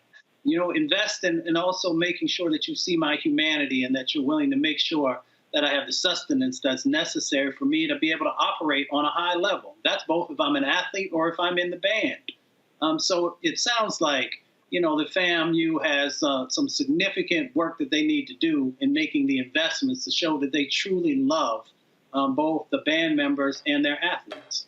And look, this is the video right here. The band put up. This is the video that's on their channel, and you see this. These are the buses they're riding in, and I get it. You're riding those buses. Let me show you at the top of the video. And look, I get it. But the bottom line is this here, man. Look, you are taxing these students. Right. That's the thing that people need to understand. And see, we know. Those of us who've spoken on the campuses of HBCUs, we know how much time they put in. The folks told me in the band, they told me point blank that we have to recruit. We recruit when we go to these places. They send us, they say we might come into a city as a battle of the bands on Friday night. We get to the hotel at 1 o'clock in the morning. We got to be early to be dressed to get to the events. We might have 2 or 3 events in a particular day. Plus the game. And so this is the thing here. And here's a perfect example. This right here was a Pepsi ad. Where the band was in the ad. I dare ask the question: how much was FAMU paid for that ad? Was it fair market value? Okay, I saw the FAMU band in Louis Vuitton fashion show. I wonder how much that multi-billion-dollar company paid for them. This is what I'm saying, and y'all have heard me say this, and I'm gonna say this over and over again, and I'm gonna say it loud and clear. I have seen some awful negotiation deals from HBCUs. Why? Because they have people negotiating the deals who don't know a damn thing about negotiating, who know nothing about sports rights, who know nothing about media rights, and guess what? They getting screwed in these bad deals. And what I'm saying is, if this is supposed to be your premier institution, you take care of your premier institution. That's what you need to do. And so President Robinson, they've told me, they've said you won't meet with them. The president of FAMU, this is what they told me. I was told point blank today that the band building is in disrepair, that there's mold, it is dirty, it's dilapidated. The president of FAMU needs to go meet with the entire band. Not 1 or 2 students, not the drum majors, the entire band, and take their questions and listen to what they have to say. And he should do the exact same thing for the football team. That, Teresa, is leadership. And if you do that, then you don't have the football team dropping a public statement. You don't have football players hiring attorneys, and you don't have band members calling me saying, hey, Roland, can you please get this out? Because they've shut our voices down. You're absolutely right. I mean, you can only get leadership when you see it. And so half the battle is, the president did not, and his staff did not communicate effectively with their students. The students are part of the backbone of, some of these programs. They're the backbone of some of this funding. And so, I don't want to say, some of these, I was a college student myself at a HBCU school, so we don't want to say we're getting pimped out, but half the battle is, we are being used in some way to further our college education. But that doesn't mean that we should have to go through some of the nuances. It's 2022, where they're not getting some of the basics. They're not feeling like they're wanted. Half the battle is these students are going to class full time. Some of them actually have jobs and they're on the field still promoting excellence. So at the higher level, they're not giving us excellence in the executive and administrative role. then they actually need to rethink what recruitment actually looks like. And they also need to actually have a conversation with these students and say, more is coming and better, especially since there has been millions of dollars given to HBCU. This right here, this action is just unacceptable. And let me say this right here, y'all. On no job, let me say this right here. On no job would you have band starting at 9 a.m. on a Saturday, doing 2 or 3 pregame events. They're performing in the band. They essentially working. Let me use that word properly. Working 12 and 14 hours on a Saturday. And then you got to get on the bus to go back home. Nah. So FAMU president, FAMU board of regents, FAMU alumni, what y'all gonna do? And yes, all of you Florida politicians in the state legislature, what y'all gonna do to properly fund Florida A&M properly?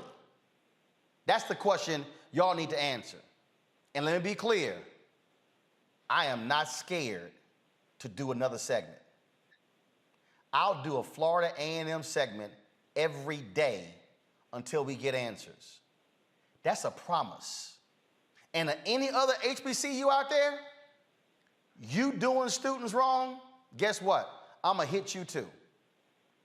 Because if I don't accept less than excellent on this show, do you actually think I'm going to accept it in other black institutions? Hell to the no. We'll be back on Roland Martin Unfiltered.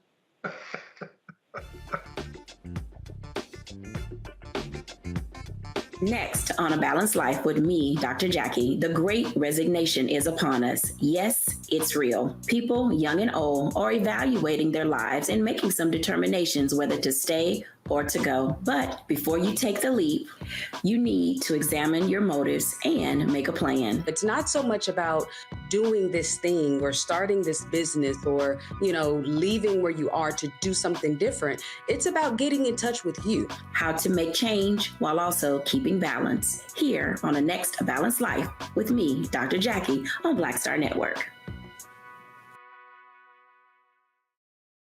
Hatred on the streets, a horrific scene, a white nationalist rally that descended into deadly violence. White people are losing their damn minds. As an angry pro-Trump mob storms the U.S. Capitol, we're about to see the rise of what I call white minority resistance. We have seen white folks in this country who simply cannot tolerate black folks voting. I think what we're seeing is the inevitable result of violent denial. This is part of American history. Every time that people of color have made progress, whether real or symbolic, there has been what Carol Anderson at Emory University calls white rage as a backlash. This is the rise of the Proud Boys and the Boogaloo Boys. America, there's going to be more of this. Here's all the Proud Boys, guys. This country is getting increasingly racist in its behaviors and its attitudes because of the fear of white people. The fear that they're taking our jobs, they're taking our resources, they're taking our women. This is white fear.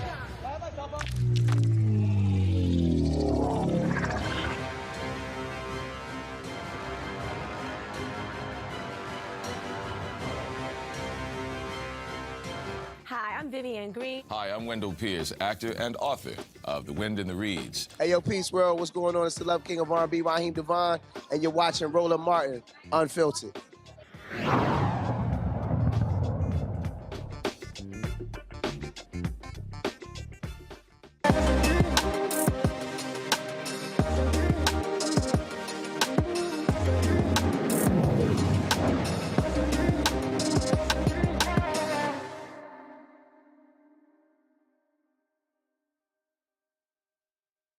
Time for our marketplace segment where we always feature various black-owned businesses on the show. And this week we are dealing with designer of a multi-use bag. Now, when it comes to these handbags and backpacks and other sort of bags, I mean, folk are spending a whole bunch of damn money on these bags. And so folks are walking around with 5, 6, 8, 10 different bags. But, fellas, we always ask the question, ladies, can y'all just have one damn bag? Just one? I'm just saying. I mean, do we have to have like literally 10, 15, 20 bags? I don't know, Teresa, how many you got?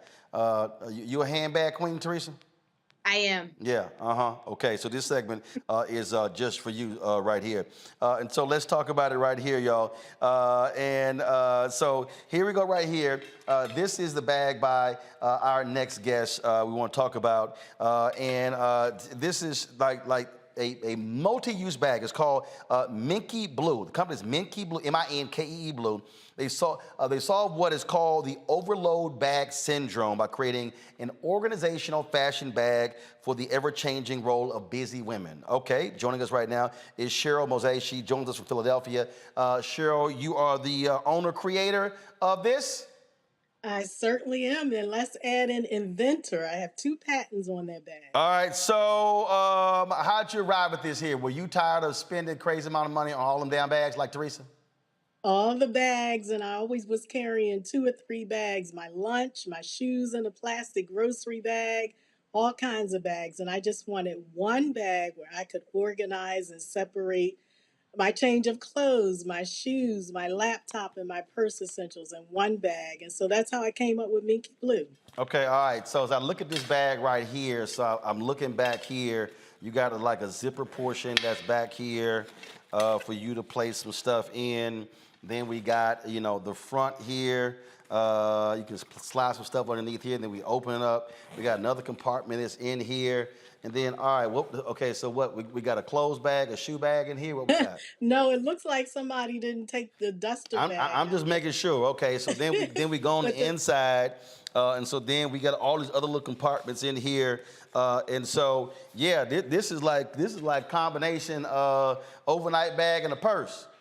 Absolutely. It's a great travel bag, a great work bag, and a weekend bag. So that little bag in the back that you pulled out is a lunch bag. It's insulated, so you can carry your lunch, your shoes, your toiletries. And then on the top of the bag, you can carry your laptop and purse essentials. Okay, And but it has a zipper right in the middle of the bag, so you can convert the bag and change it from a 2-compartment bag to just a full open tote bag. all right, so when you said your lunch compartment, come back to me. So I unzip the back right here. And Yeah, so, there's the lunch bag right there. all right, so this is the Got lunch. it.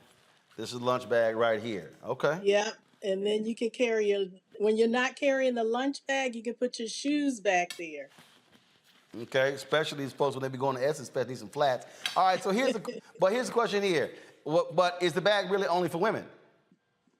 Actually, the bag you have is for women, but I do have a gender-neutral bag, a men's bag as well. Okay, all right then. And so when did you start this? I launched in 2014, so I've been doing it for a while, and we sell all around the world, and I'm really excited to say that I'm launching in Macy's the end of October. So I'm really excited about it. How many units have you moved? We've moved about 8,000, 10,000 units. Got it. And so you're launching in Macy's in October. All right. I mean that's pretty cool. Now the construction of the bag, where are the bags made, and what's the materials? Is it the top leather, and then what's this bottom material? It's actually a vegan leather, and they are made overseas. I also have bags that are nylon and a canvas type material, so a mix of materials. Okay. All right. Let's see here. Questions. Teresa, you first. This will solve your overload bag syndrome.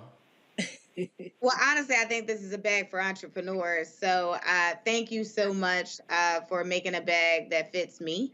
I know when I go on TSA, they're probably going to have additional compartments to check, but I can't wait to order. So one of my questions for you is, what was, obviously, day to day, and I'm just going to say women first, we were just doing a lot. So what made you in 2014 say, this is the bag, that I'm going to create?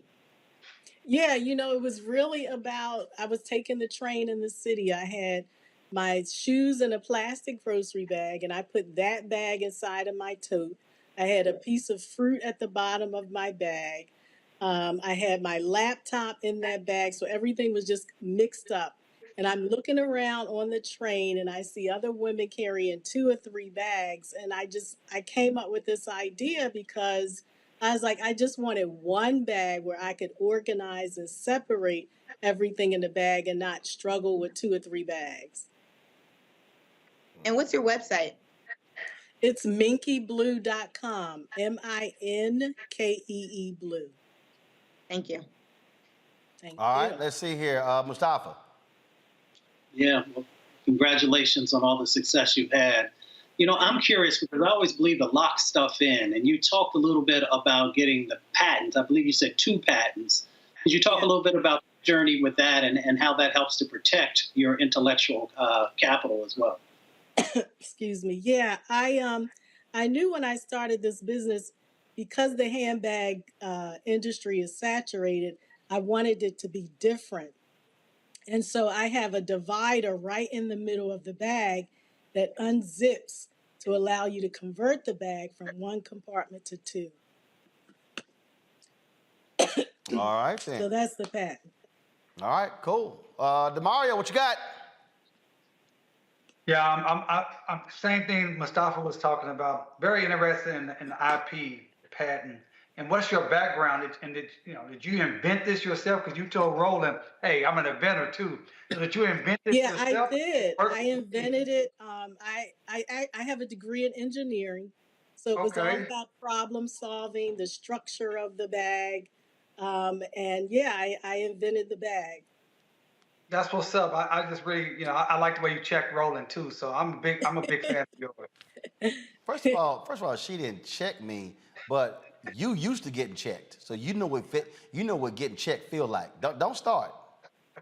Don't start. Hey, I don't know. Hey man, you didn't give it all the smoke to FAMU. Let's talk about Mickey Blue, man. Don't start. Don't start. Calm down, man. Where did the name come from? I'll go in any day on an Omega. Any day. I'm talking to the inventor here. Any Where day. did the name come from? Any day. What is the origin of Mickey Blue? The name? Yes. So I used to run a nonprofit organization where I raised money to help low-income single moms pay for childcare. And when I first started, I designed diaper bags. And I wanted the name Pinky Blue, but the domain was taken. So really, I literally went through the alphabets. I said, Linky Blue, no. Kinky Blue, and I was like, nah, that's a whole nother business. That's a whole different. Yeah, DeMario, he wouldn't mind that business. Look at him. He was like, damn, look at him. You can tell right there. He was like, oh, you should have went with that name. No, you'd have had a whole different set of problems, I think. Yeah. And I just landed on Minky Blue. That's how I came up with the name. Oh, man. Really nice to meet you. Very impressed. Thank you. You too. Thank you so much for having me on. I appreciate it. All right. Again, folks, the website is minkeeblue.com, MINKEEBLUE.com. These are the social media platforms, Instagram, Facebook, and Twitter as well. And so, sure, we appreciate it. Good luck with launching in Macy's in October. Thank you so much. Thank you. All right, folks, that is it for us. Teresa, Mustafa, and Omega Man. We appreciate that. My alpha man, Mustafa. You come on. You always gonna be bookended by real fraternity people, DeMario. That's what happens. So glad to have y'all on the show. Thanks a bunch. Don't forget, folks, download the Black Star Network app, available on all platforms: Apple phone, Android phone, Apple TV, Android TV, Roku, Amazon Fire TV, Xbox One, Samsung Smart TV.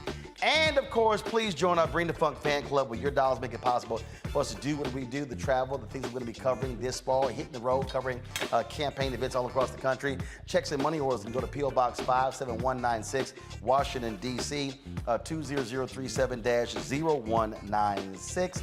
Cash App is $RM Unfiltered. PayPal is R Martin Unfiltered. Venmo is RM Unfiltered. And Zelle is Roland at RolandSMartin.com. Roland at RolandMartinUnfiltered.com. That's it, folks. I will see you tomorrow. Don't forget, go to our YouTube channel, check out our videos, retweet them, push them out there so we can build up those views. And of course, check out the app as well. Great shows, Deborah Owens Show, Jackie and Martin Show, Greg Card from Muhammad Daily Show, Stephanie Humphrey, and of course Roland with Roland. Some great interviews that we have with our various guests. We shot those in LA and Atlanta, so we really appreciate y'all supporting us in what we do. I'll see you tomorrow right here, same time, same place. We keep it real, keep it black, and keep it unfiltered. Holla!